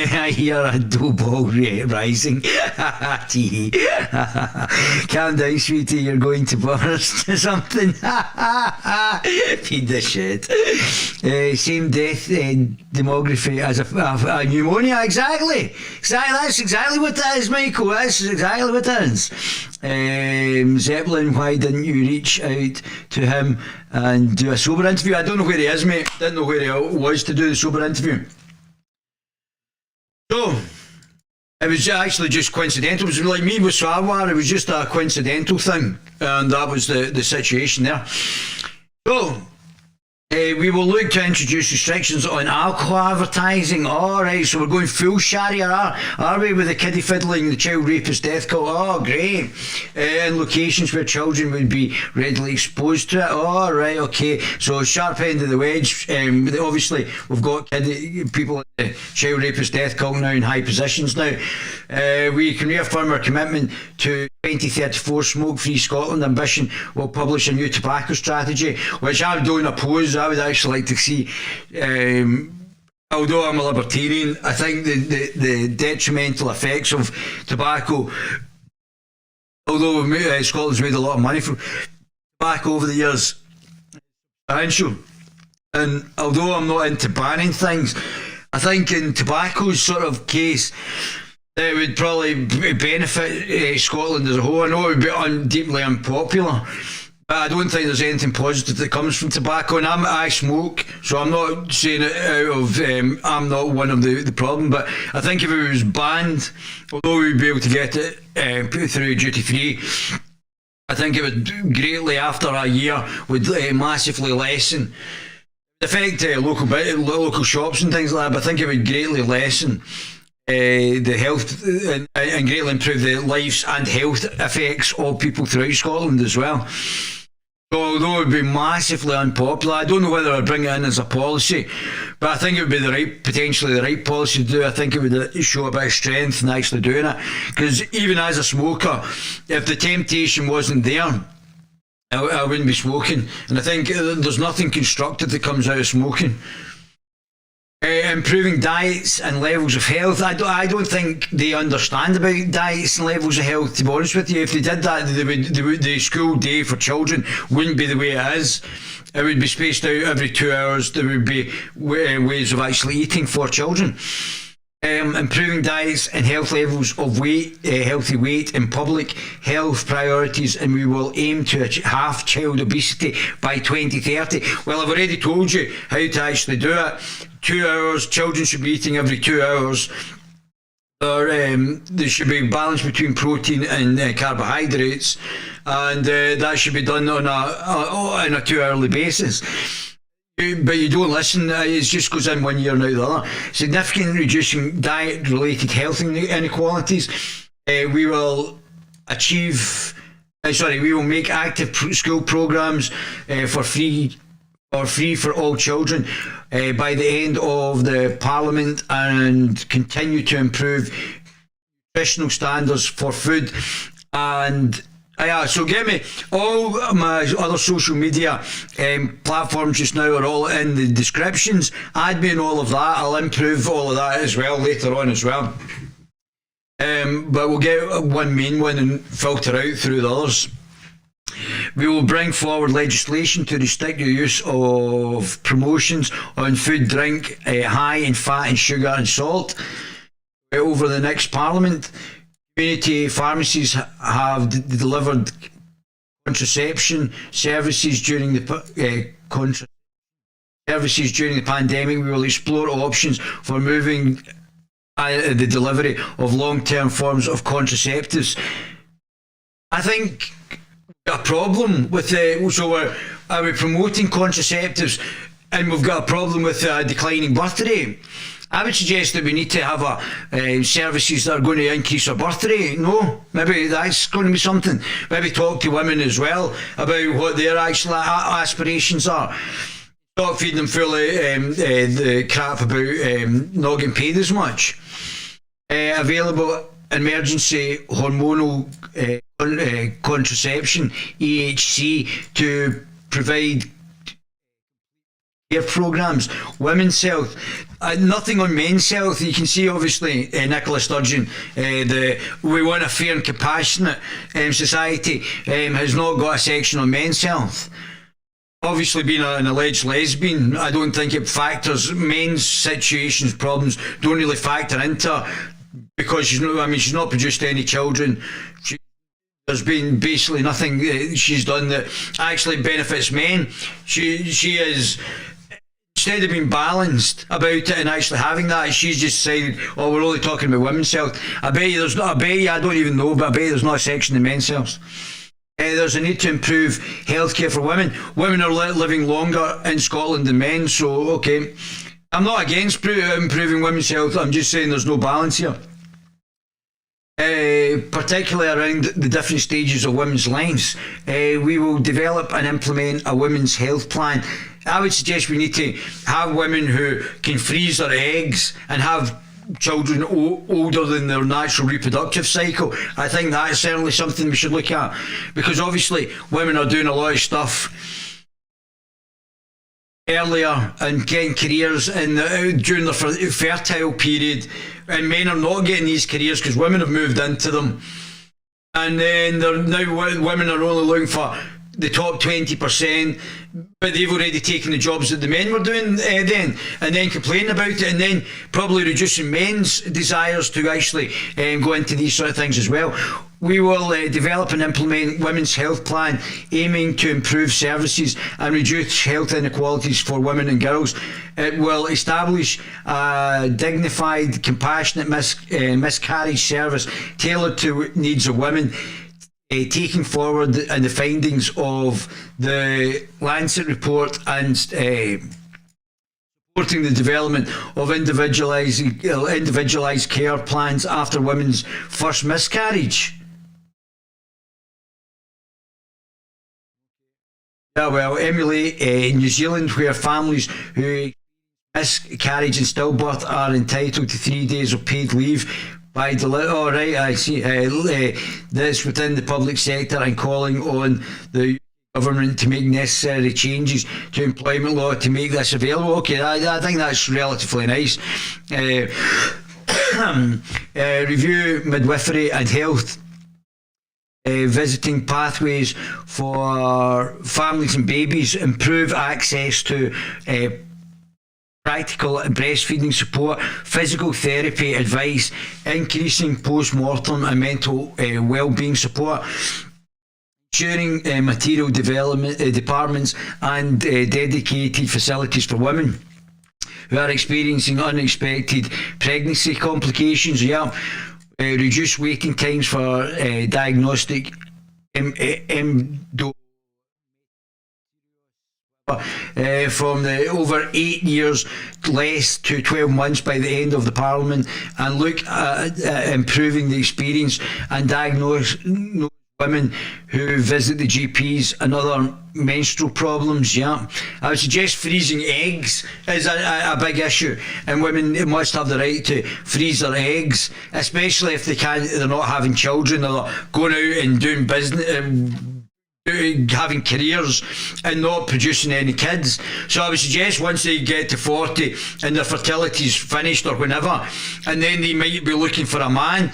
A guy, I'm not interested in somebody that I've not had any kids. I'm not interested in somebody who I can't have kids with, going on dates with up to a point.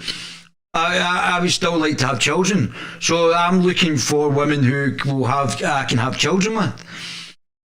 Or I must have rights as well to, if there are no women, then I need to have rights to have access to eggs, just like Ruth Davison did with access to a sperm donor. I must have access to an egg donor to actually then have children. So I think there needs to be a men's rights thing here, men's health, if women are not actually wanting to produce children. Ensure women have improved access to specialist services for advice and support on the diagnosis and management of menopause. We will launch a public health campaign to remove stigma and raise awareness of the symptoms of the menopause. Ask clinical experts in the National Screening Committee to examine the merits of lowering the current age thresholds and commit to acting on their advice. Alongside this, we will invest in research to improve the accuracy of screening, support the development of new Scottish Institute for Women's Health to drive changes to public guidance, and medical training on the basis of sex and gender medicine, and as well as provide funding to dedicate research into women's health. Mesh, the SNP government halted the implementation of transvaginal mesh in 2018. We will maintain this position. We will continue to work and deliver and improve services for women suffering from complicated transvaginal mesh, and support the outcomes with the Mesh Survivors Charter is seeking.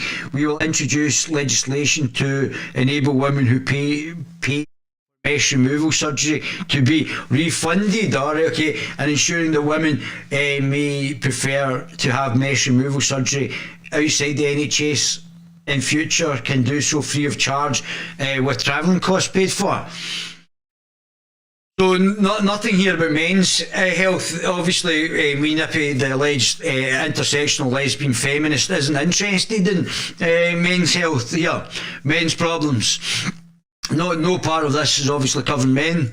Abortion is a legal right in Scotland. We will protect this right. We have no plans to restrict the so in a declining birth rate, they're talking about abortions. So we've got a declining birth rate. I'm not pro anti-abortion, but we have got a declining birth rate, and you're just talking about abortions all the time. We will plan to restrict existing abortion legislation. We are clear that those access to abortion services should be targeted for choosing to access the rights. We will support any local authority who wishes to use the powers to establish bylaws to create protest-free buffer zones outside the clinic that will provide abortion services. Equal access to rehab is vital to people living with long-term conditions or recovering after an accident, operation or illness, in order that we can live as well and independently as possible. We create a right to rehab by end of the Parliament. By the end of the Parliament, I would suggest that would day one. Ensure that no one is excluded from no rehab potential as called for by the Right to Rehab Coalition. The range of specialist care provided by the range of allied health professionals in our NHS is vital to the well-being of many, ensuring we have. But again, I think the provision of drugs in our societies is a failure by the state to actually facilitate entrepreneurs by creating wealth. So the people are taking drugs because they see life as being hopeless because Nicola Sturgeon can't grow the economy. What do you guys say? Kids after 34 are noted as geriatric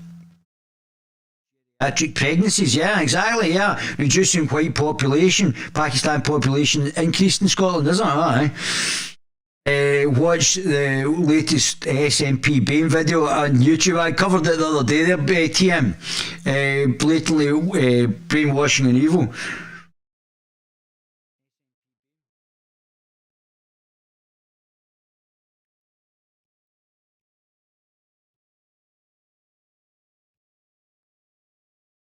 Oh no. Yeah, I want to see this guy as well. Oh, this is very interesting. The BAME Network is proud to announce the SNP's Manifesto and what we are doing for Scotland's minority ethnic communities. I'm proud to say the work of BAME representatives and resolutions put forward by the BAME Network have been incorporated into this manifesto, which shows once again, no matter your background, this party, the SNP, listens to its members and the Scottish people.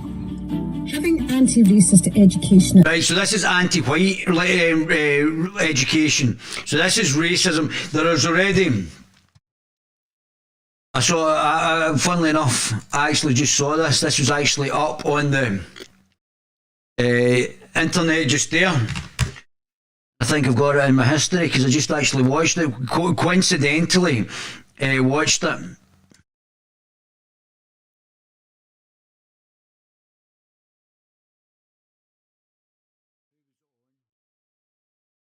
This is it. So this is they're getting the same thing in America. So the ethnic minorities are pushing an anti-white racist agenda against the Scots. The Board of Advisors at the Foundation. And the same thing's happened in America. Nation Against Intolerance and Racism, also known as FAIR. Samantha, very good to have you with us today. I want to start by playing another soundbite from this leaked audio tape, which you purport to be a conversation between Paul Rossi and George Davison, who's the head of school. Is that correct? Is that your Yes. belief of this tape? Yes. All right, here's part 2 of it. Okay, so we're demonizing white kids. Why don't you just say it? We are using language that makes them feel less than for nothing that they are. Foundation Against Intolerance and Racism, FAIR. So this is the anti-white agenda. This is not saying that black people. This is an anti-white agenda. Responsible for. So I'm curious, Samantha. The school will not verify that this is George Davison on the tape. Do you have any proof that it is? This is racism. I don't believe in race, as I've told you, but for me to actually talk about this anti-racist stuff, which is just racism against white people, then you have to then go into race. But what there will be eventually is there's going to be a pushback from this, and white collectivism, whether we've already seen what happens with the excesses of white collectivism, but to think that you're going to send your child to a school in Scotland to learn about that your child is racist or race-based. Well, I'll let you read it, listen to the rest of this. Other than my client would testify under oath that is the meeting that had taken place. Mm-hmm. We have the full recording. So what's happening in that recording? That's what I'm curious. Well, what's happening in that conversation? Because he's saying, yes, we do actually have curriculum that teaches white kids that they are less than, is his word. So is he sticking up for the curriculum? How would you characterize the conversation? Well, I think that it was a frank conversation between the head of school and someone he knew felt a certain way about this curriculum. And I think what it shows you, and what I see every day in my practice, is that this ideology is being spread through fear.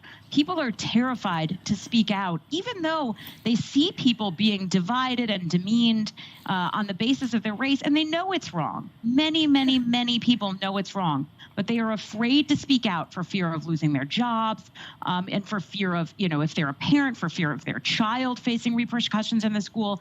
And I think the real takeaway from this audio is that, even people at the highest levels of these institutions have doubts about what this is doing to children, but they're afraid to say so publicly.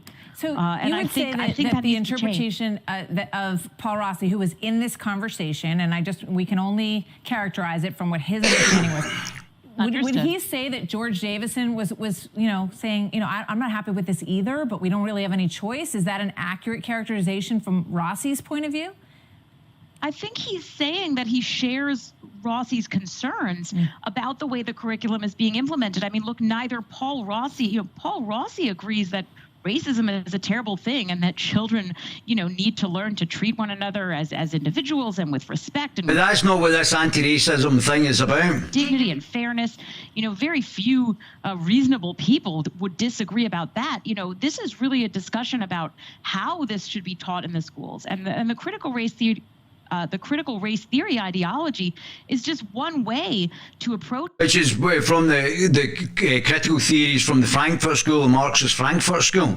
So we're backdoor Marxism by wee nippy and are standing behind a communist Black Power, BLM. I'm talking about not Black Lives Matter and the fact that Black Lives do matter. I'm talking about Black Lives Matter under the Marxist banner.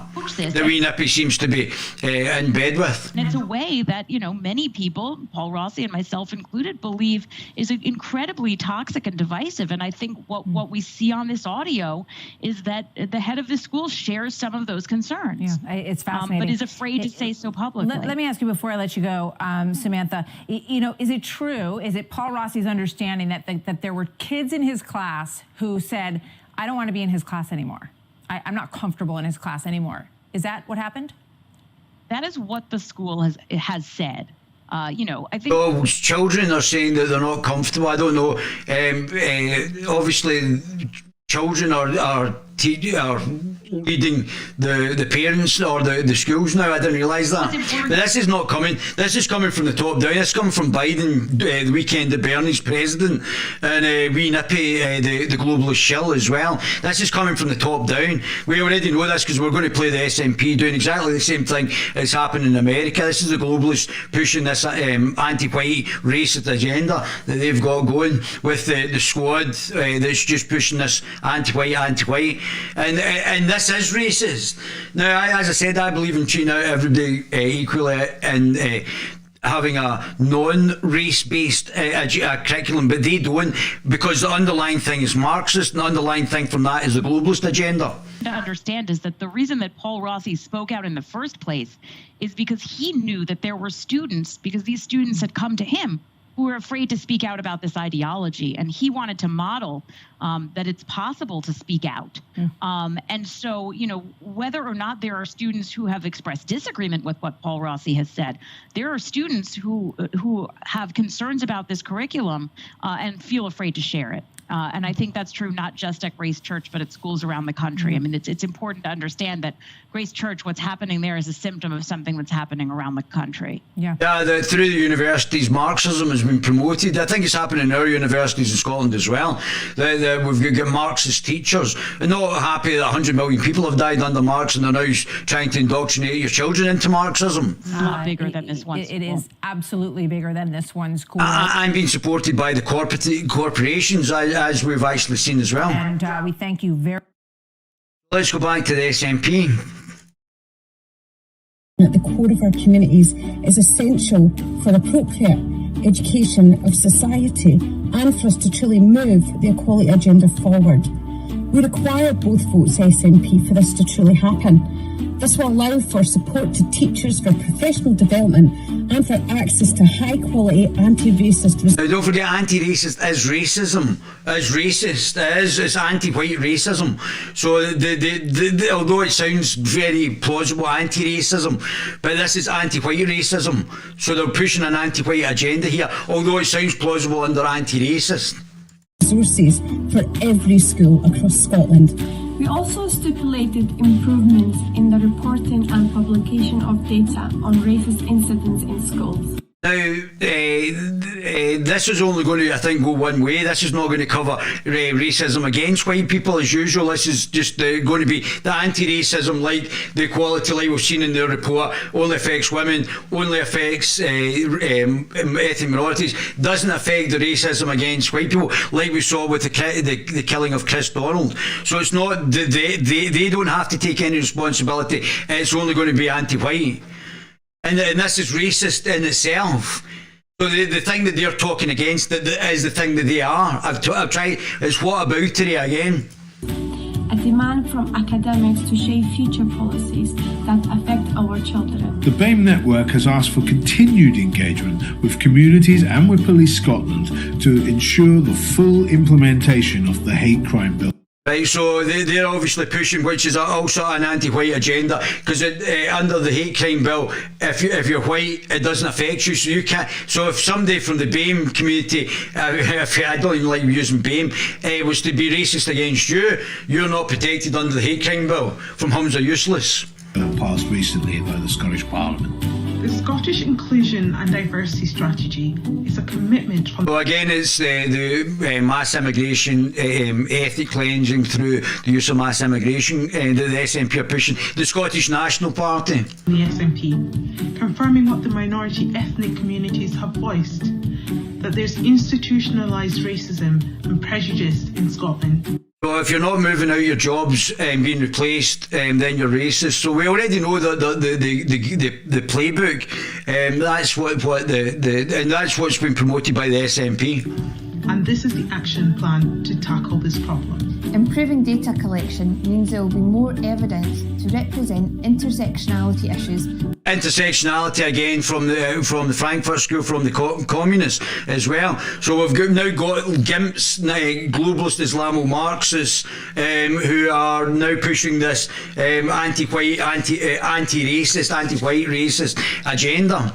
When it comes to making policies, The SNP will support and resource the Sheku Bayou public inquiry and commit to taking forward findings. I think that should be investigated, to be honest with you, but obviously I'm not sure what happened with him, but I think deaths of anybody in police custody should be investigated. I think that's very serious. Deliver improvements and increase public confidence in policing. Every last one of our lives has been touched by the pandemic, and many factors combine to determine how drastic that effect has really been, with ethnic minority communities having suffered disproportionately. Now, they're not mentioning the fact of dietary problems or other health problems within the ethnic minority community based on dietary issues and other issues that are based around that, whether it be diabetes, through dietary issues and other things. None of that's mentioned. It's just basically the intersectional race and ethnicity, not the underlying reasons for why it may have affected the ethnic minority community more. Throughout COVID, the SNP have taken this into account and set up the expert reference group on COVID-19 and ethnicity to better understand the needs of COVID-19 and ethnicity. So we're now racialising healthcare for diverse communities. The SNP introduced the Racial Equality Framework in 2016. In committing your vote to both votes SNP, this will allow for this work to continue in overcoming barriers to making Scotland a fairer place to live. We need to see more diverse people in positions of leadership. Why? So basically what we need to do is get rid of the white people out of positions of leadership.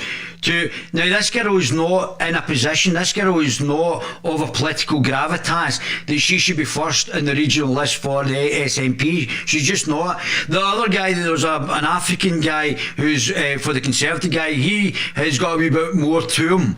A wee bit like that Kenny, okay, what's that?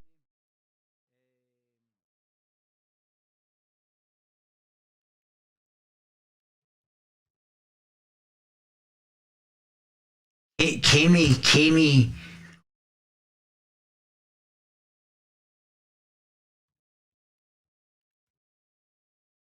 Oh, this girl. So, what we are against is the teaching. Kemi Bannock. This woman seems quite impressive as well. But yeah. Contested political ideas as if they are accepted facts. But the SNP want to do that. We don't do this with communism, we don't do this with socialism, we don't do it with capitalism. And I want to speak about a dangerous trend in race relations that has come far too close to home to my life. And it is the promotion of critical race theory, an ideology that sees my blackness as... White silence kills. So I think they've just imported this Marxist agenda from America, because I don't know what white silence. Though I mean, we've already seen a terrorist attack by Muslims at Glasgow Airport. We've already seen the killing of Chris Donald in Glasgow. I don't know of any. Apart from maybe the gentleman that was killed by the police, I don't really know of anything that's happened in Scotland. There has been a few murders, but I mean, 25% of British jails are full of people of African descent. Murderers, so although it's a much smaller part of the population, 25% of murderers are in the Scottish penal, the British prison system, I believe, are of African descent, which is quite staggering proportion, considering I don't think that is made up of that great a number. Victimhood and their whiteness as oppression. I want to be absolutely clear. This government... That's what they want to bring in. So they want to say to your children, you should just move out and let other people from ethnic minorities take your jobs, basically. Unequivocally against critical race theory. Some schools... Revolution. See, there you go. There you go. I mean, saying it, the revolution will be televised. So this is a revolutionary movement against white people. I would prefer it to be everybody lives together, but this has been weaponised, politically weaponised. Some schools have decided to openly by any means necessary. So this is obviously, I mean, that to me is Malcolm X, who was a racist as well. Support the anti-capitalist Black Lives. They're an anti-capitalist, they're a pro-Marxist group, just like we Nippy, obviously. Often fully aware that they have a statutory duty to be politically impartial.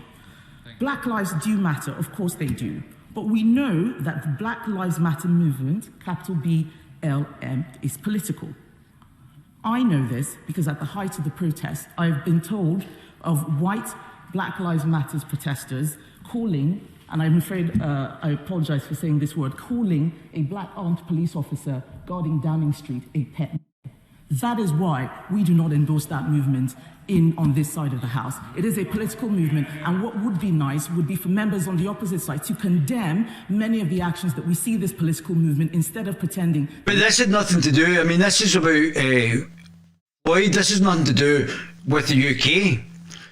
This is just being utilised by people in the Marxists in the UK to further the Marxist agenda. This is Floyd's death had nothing to do with the UK. It is a completely wholesome anti-racist organisation. There is a lot of pernicious stuff that is being pushed, and we stand against that. We do not want to see teachers teaching their white pupils about white privilege and inherited racial guilt. And let me be clear, any school which teaches these elements of critical race theory as fact, or which promotes partisan political views such as defunding the police without offering a balanced treatment of opposing views, is breaking the law. So, but we Nippy wants to push this agenda. What are you guys saying?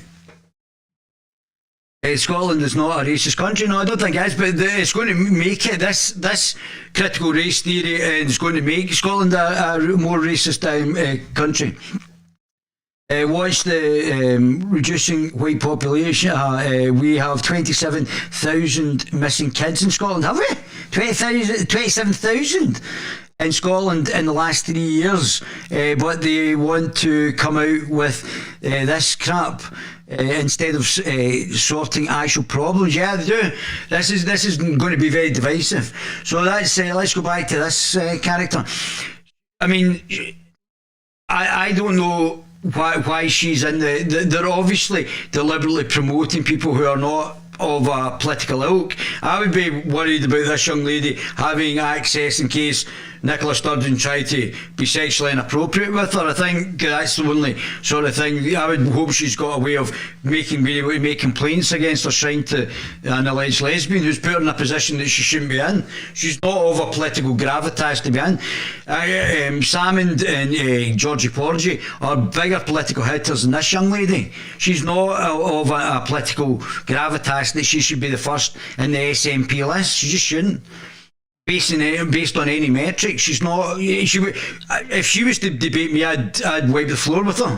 Which is why the SNP launched the Minority Ethnic Leadership and Development Programme. Scotland needs full control over its employment law and its immigration policy. So he's got Black Lives Matter. So I give a bit of allowance to actually know if he's actually believes in the Marxism, because we already know they're already on the record for being a Marxist organisation, with the women then going and getting multiple homes.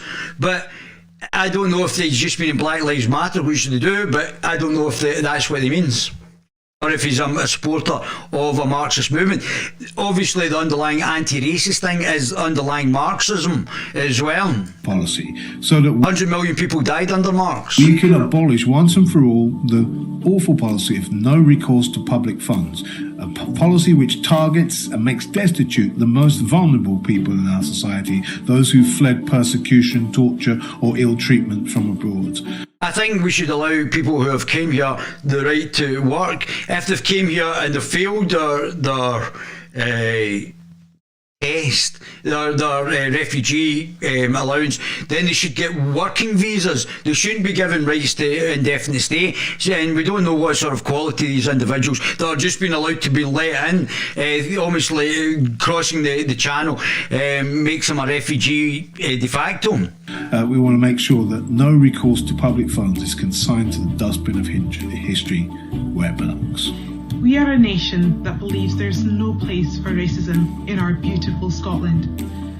Both votes SNP will strengthen our I don't think there's a place for Islam either, to be honest with you, obviously being a child rapist death cult. aim to include the UN Convention on the Elimination of So I don't know what it says in the UN Convention, but why is Scotland importing policies from an unelected EU? The UN, just another globalist body. If it's not the EU they're wanting to import policies from, it's the UN, where there's not been any scrutiny by our society about this. I don't even know what it says. Why are we importing it wholesale? of all forms of racial discrimination into Scottish. But you're then going to discriminate against the indigenous population. That's what's going to happen. The larger the amount of people that are allowed to come in, the more that's going to adversely affect the indigenous population. So that's what's going to happen. So, and wee Nippy's already said she wants open borders. So what the people are going to be affected, the ones that she's already got a declining birth rate, is the indigenous population here. So there are going to be the racial discriminations and racial losers, and that's going to be the indigenous population that she's meant to be the leader of the SNP for. And now she's going to teach anti-white, anti-racist theory in the schools. Oh, come on. While at the same time she's not had any children and is an alleged lesbian, intersectional Marxist herself. You can see how it's all adding up, but that's her standing in front of the BLM poster. So, I mean, it's all starting to add up that wee Nippy is a Marxist. How amazing would it be to see more people of colour in public artwork? That makes you feel that you really belong here. In public artwork? To see a bit of yourself in the Scottish landscape. I think over time that'll happen anyway, but I don't. Why don't BAM, if that's what they want to do, create artwork like that? If that is the raison d'etre, why don't they do that? The SNP celebrates the communities that have contributed to Scotland, and it's both votes SNP to support this illustrative representation. Okay, so they're going to try and pump out. This fellow as well was pushing the anti-white agenda as well. Oh, all lives matter, yeah. I think somebody sprayed that in front of Humza Useless's sign or image. Somebody was wearing a Celtic strip. The first guy, guy of African origin to play for Scotland was wearing a Celtic strip, and they wrote All Lives Matter instead of Black Lives Matter. I don't know if that's the thing in front of wee Nippy's thing, but again, this will be about the pushing out of the people. That's what Nippy's agenda is. Let's get back to this. The range of specialist care provided by a range of allied health professionals, AHPs, and our NHS is vital to the well-being of many, ensuring we have the right skills, mix and drive on priorities such as the right to rehab, and that primary care services are supported by a truly multidisciplinary team. That's why we will review our future needs in order to shape how AHP training is expanding in this Parliament. We will establish a national low vision plan modelled on the Welsh low vision plan to ensure more consistent services provisions across Scotland. We will bolster community audiology provision to help free up capacity in acute sectors. Our ambition is to put community audiology services on par with our free community eye care services. Scotland has made huge progress in detecting and treating HIV, and with the virus are now able to live long, happy lives. We believe in we can go further, and we will bring forward a new framework eliminating HIV transmission by 2030. We will continue with our plans to eradicate Hep C in Scotland by 2024. Building on the rollout of the successful HIV testing service, we will bring forward pilots for a home STI testing to access treatment and support. We are aware of the urgent need to improve access to NHS gender identity services. We will take action by committing to 3 years of centralised crisis and intervention funding to improve care, support and services. We will work with people with lived experience to explore how it is best delivered, including improved community provisions. Palliative care. Everyone who can benefit from palliative care should have timely access to high quality, seamless care when and where they need it. Appoint a new national clinical lead for palliative and end-of-life care for Scotland. We will be responsible for overseeing a national strategy for palliative and end-of-life care and take a whole system public health approach. We are committed to ensuring children with palliative care needs received the highest quality care equally across Scotland, underpinned by annual public funding of at least 7 million to ensure children's hospice care is substantially resourced.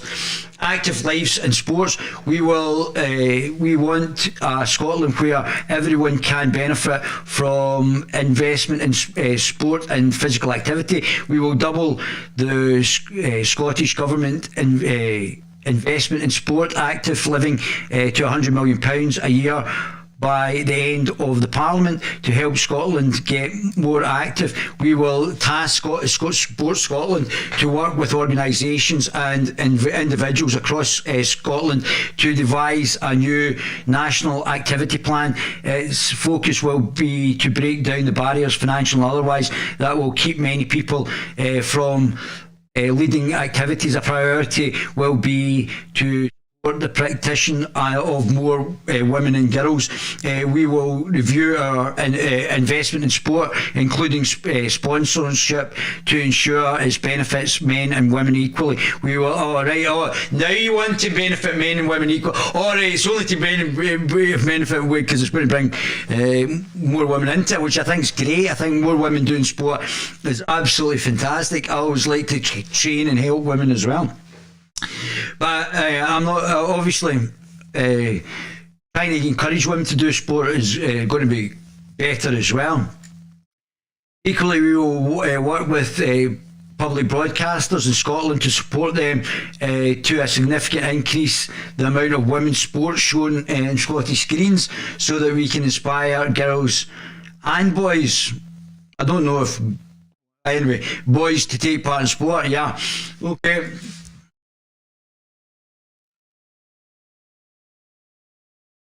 Fan bank. We know the fans care deeply about their clubs perform both on and off the field. At times when the club is in financial difficulty or is up for sale, there are often who would want to get different directly involved in the running of the club, but who do not have access to capital to turn their dreams into reality. That's why we will create a fan bank to empower communities. I actually had this idea years ago, and the government refused to actually fund it. It didn't receive any funding. That was actually, I had started up the Sports Development Foundation Scotland, which is de facto the fan bank, and they didn't support it. That's good, but now the state's now doing it rather than letting the private sector, like a charity, to do it. Now the state's got to do it. So they're basically taking my idea on the project basis, which is what we had, and then now they've actually the state has basically taken my idea and created it themselves. So they've de facto stolen the idea that we will create a fan bank to empower communities and groups and strengthen local decision making by supporting communities to acquire a share of club to enable an ability to, for support from fan bank groups will require to show clear community focus and support, in particular demonstrate how to involve in the running of their club and be used to support women and girls' participation in sport. An equal society. COVID-19 pandemic has had a profound and continuing impact on our way of life, but it is clear that the harms caused by the pandemic are not felt across society. We will cover what we want to build a fairer where everyone feels valued and our most vulnerable people are properly supported. Indeed, our plan for an independence referendum once the COVID crisis passed is about ensuring that our Parliament has all the powers it needs to be a fair recovery for all. That our recovery is driven by the values and properties of Scotland, people of Scotland, and not those of Westminster and government that Scotland didn't vote for. I suggest that nothing here is actually going to stimulate the Scottish economy. I think we bar the £7,000 or £10,000 per person for 2,000 people. I don't think any of this is going to help and stimulate the Scottish economy. Over the course of the next Parliament, we will begin work in delivering a minimum income guarantee, ensuring that everyone in Scotland can live healthier lives. Provide a cash grant of 520 paid across quarterly instalments for every family with children in receipt of school meals until the rollout of the child payment complete. Double the child payment to £20 by the end of the Parliament to lift thousands of families in poverty. Publish a new 4-year delivery plan to lift children out of poverty, backed by a £50 million fund. Introduce a new carer leaver grant to provide young people with additional support, and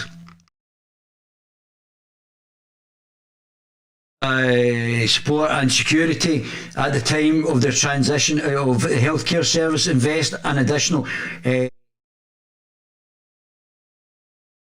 £50 million care over the Parliament term to end homelessness and rough sleeping. Overtake a review of Scotland's prosecution system to deliver fairer, faster and more effective justice. So what they want to do there is take out jury trials for cases of sexual impropriety, and so they want to just get the judge so they can actually. We've already seen the manipulation of the judicial system by Nippy. So they want to actually now try and destroy predominantly men's lives, but not only by bringing in this non-jury trial. So if Alex Salmond hadn't had the jury trial, God knows what the judge would have made of it. And that way, Nicola Sturgeon and the Rape Crisis Centre Scotland, I'm not saying women aren't raped and now they should be protected. I'm just saying there's manipulation, political manipulation behind the scenes of this. Appointment a victims commissioner to provide an independent voice for victims and witnesses. Review the provision of victim services. So, 29, so this is my last bit then. What are you guys saying? That's a beautiful manifesto. Yeah, a good one. The BNP was ahead of their time. The BNP. Europe was diverse enough. All lives matter. Racism is a survival instinct.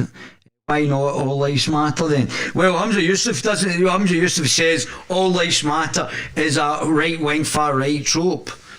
That's quite interesting. But all lives matters don't matter to Muslims. But as we've seen in Pakistan, there's millions of people marching now. There might be a civil war in Pakistan because the religious fanatics, these people who believe in inbreeding and raping children, want to now march against Khan in the Pakistani parliament. So we could see Khan being replaced by religious fanatics who are going to have nuclear weapons, who may then decide to launch them at India.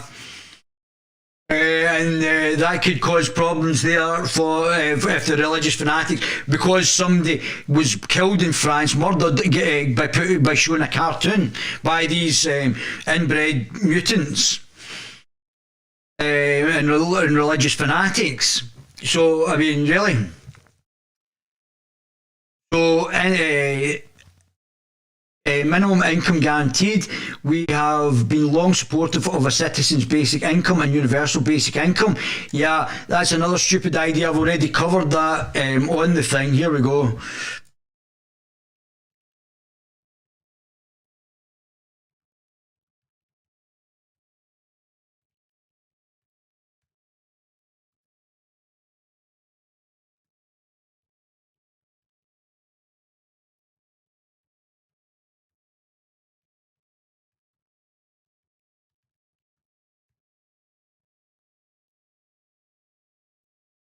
Great last time. It's great to see so many people round here again. And just to Jim, I'm really sorry, we're all sorry about Margot. I mean, she was a fantastic lady, and I had the pleasure of actually being in the Scottish Parliament. She bought me dinner, and we had a few chats about politics and policy. So thanks very much. What to say? We're all here because of the guaranteed basic income. But when we look at the guaranteed basic income, where it's actually been tried out, it was soundly rejected by 85% in Switzerland. And I think we have to look at why it was rejected. Now, I think there's qualities about the actual guaranteed basic income, but I think we have to look at it to see if how we would actually get it to be a working proposal. And I don't know if the actual current... I'll let you have a wee look at that yourselves. I'm not going to go into that again, but yeah, certainly that's we have to look at a negative income tax, not a guaranteed basic income. That means you're going to give money to the highest taxpayer as you're going to do for the lowest individual. So it's a stupid idea, but if there's a compromise, you could get a negative income tax to give more money to the lowest paid and scale it up till people are in employment and other things as well. Over the last Parliament, but they don't listen, they're not interested in listening. Over the last Parliament, we funded 4 local authorities to explore the feasibility of piloting a citizen's basic income in Scotland, despite the local authorities concluding that a citizen's basic income pilot is desirable. It's not feasible within the current powers of the Scottish Parliament. That will obviously change if Scotland becomes independent, which is now not as likely because there seems to still be a unionist majority in Scotland. We cannot bring forward a citizen's basic income until Scotland is independent.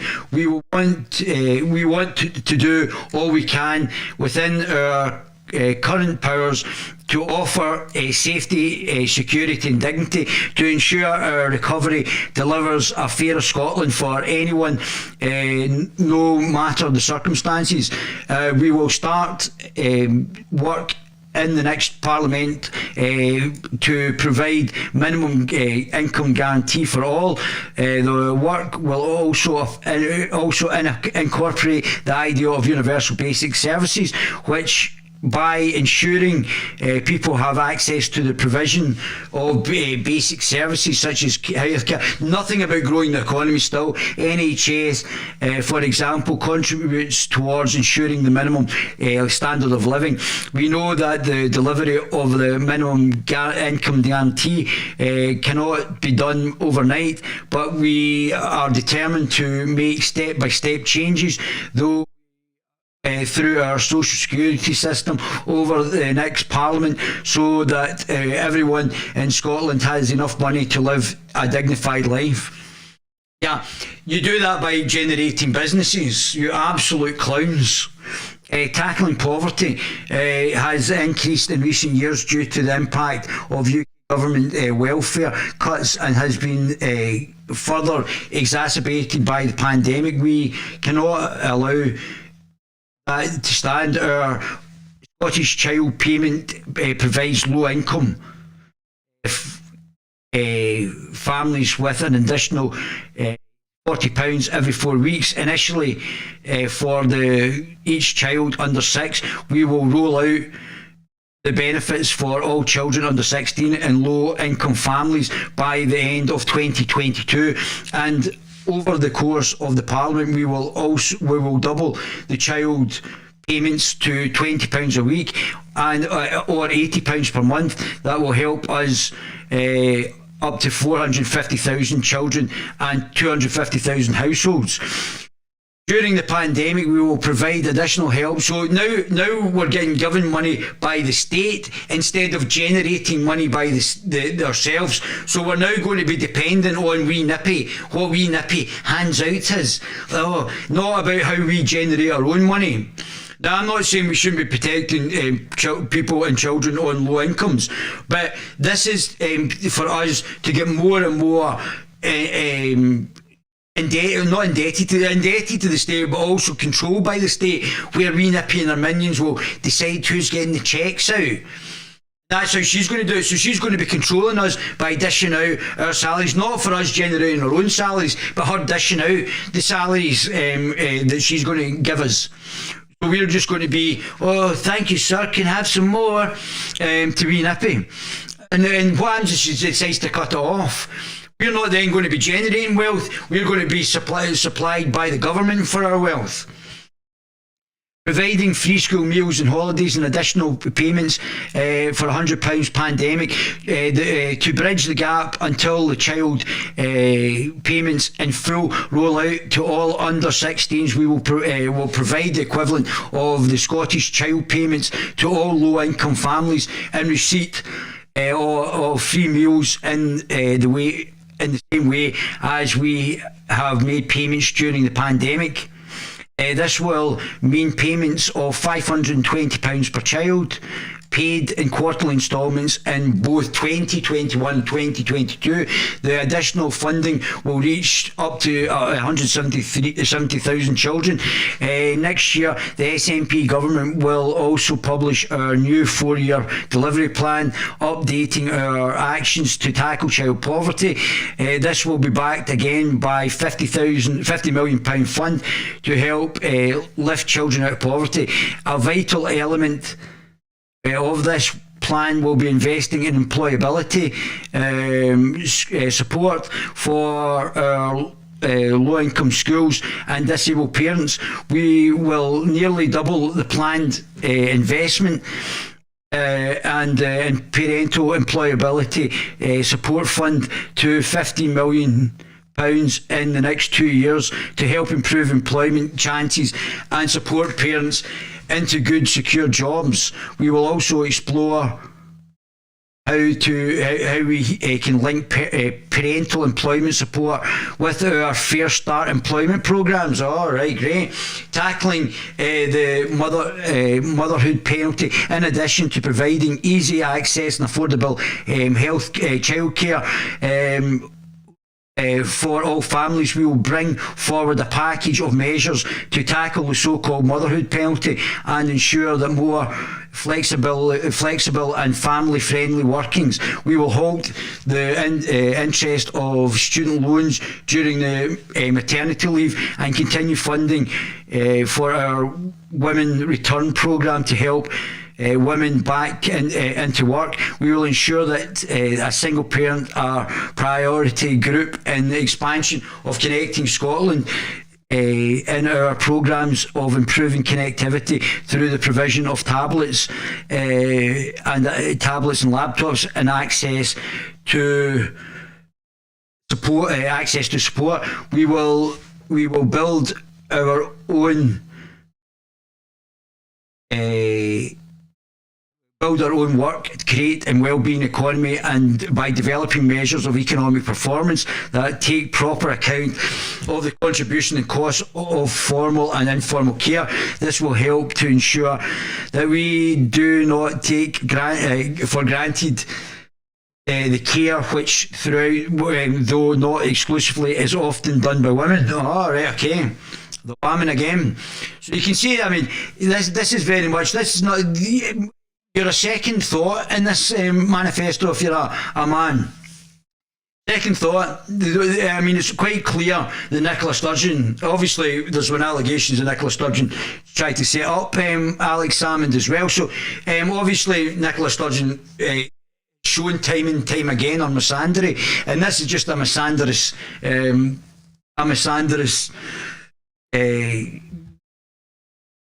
manifesto, isn't it? We will all be getting paid the same as the MEPs. Yeah, exactly. Such a beautiful manifesto. Resist the lies. Right, so I'm up to page 30. We will continue this later. Hope you're all still watching. 30, Christ, man, I'll be here till Christmas.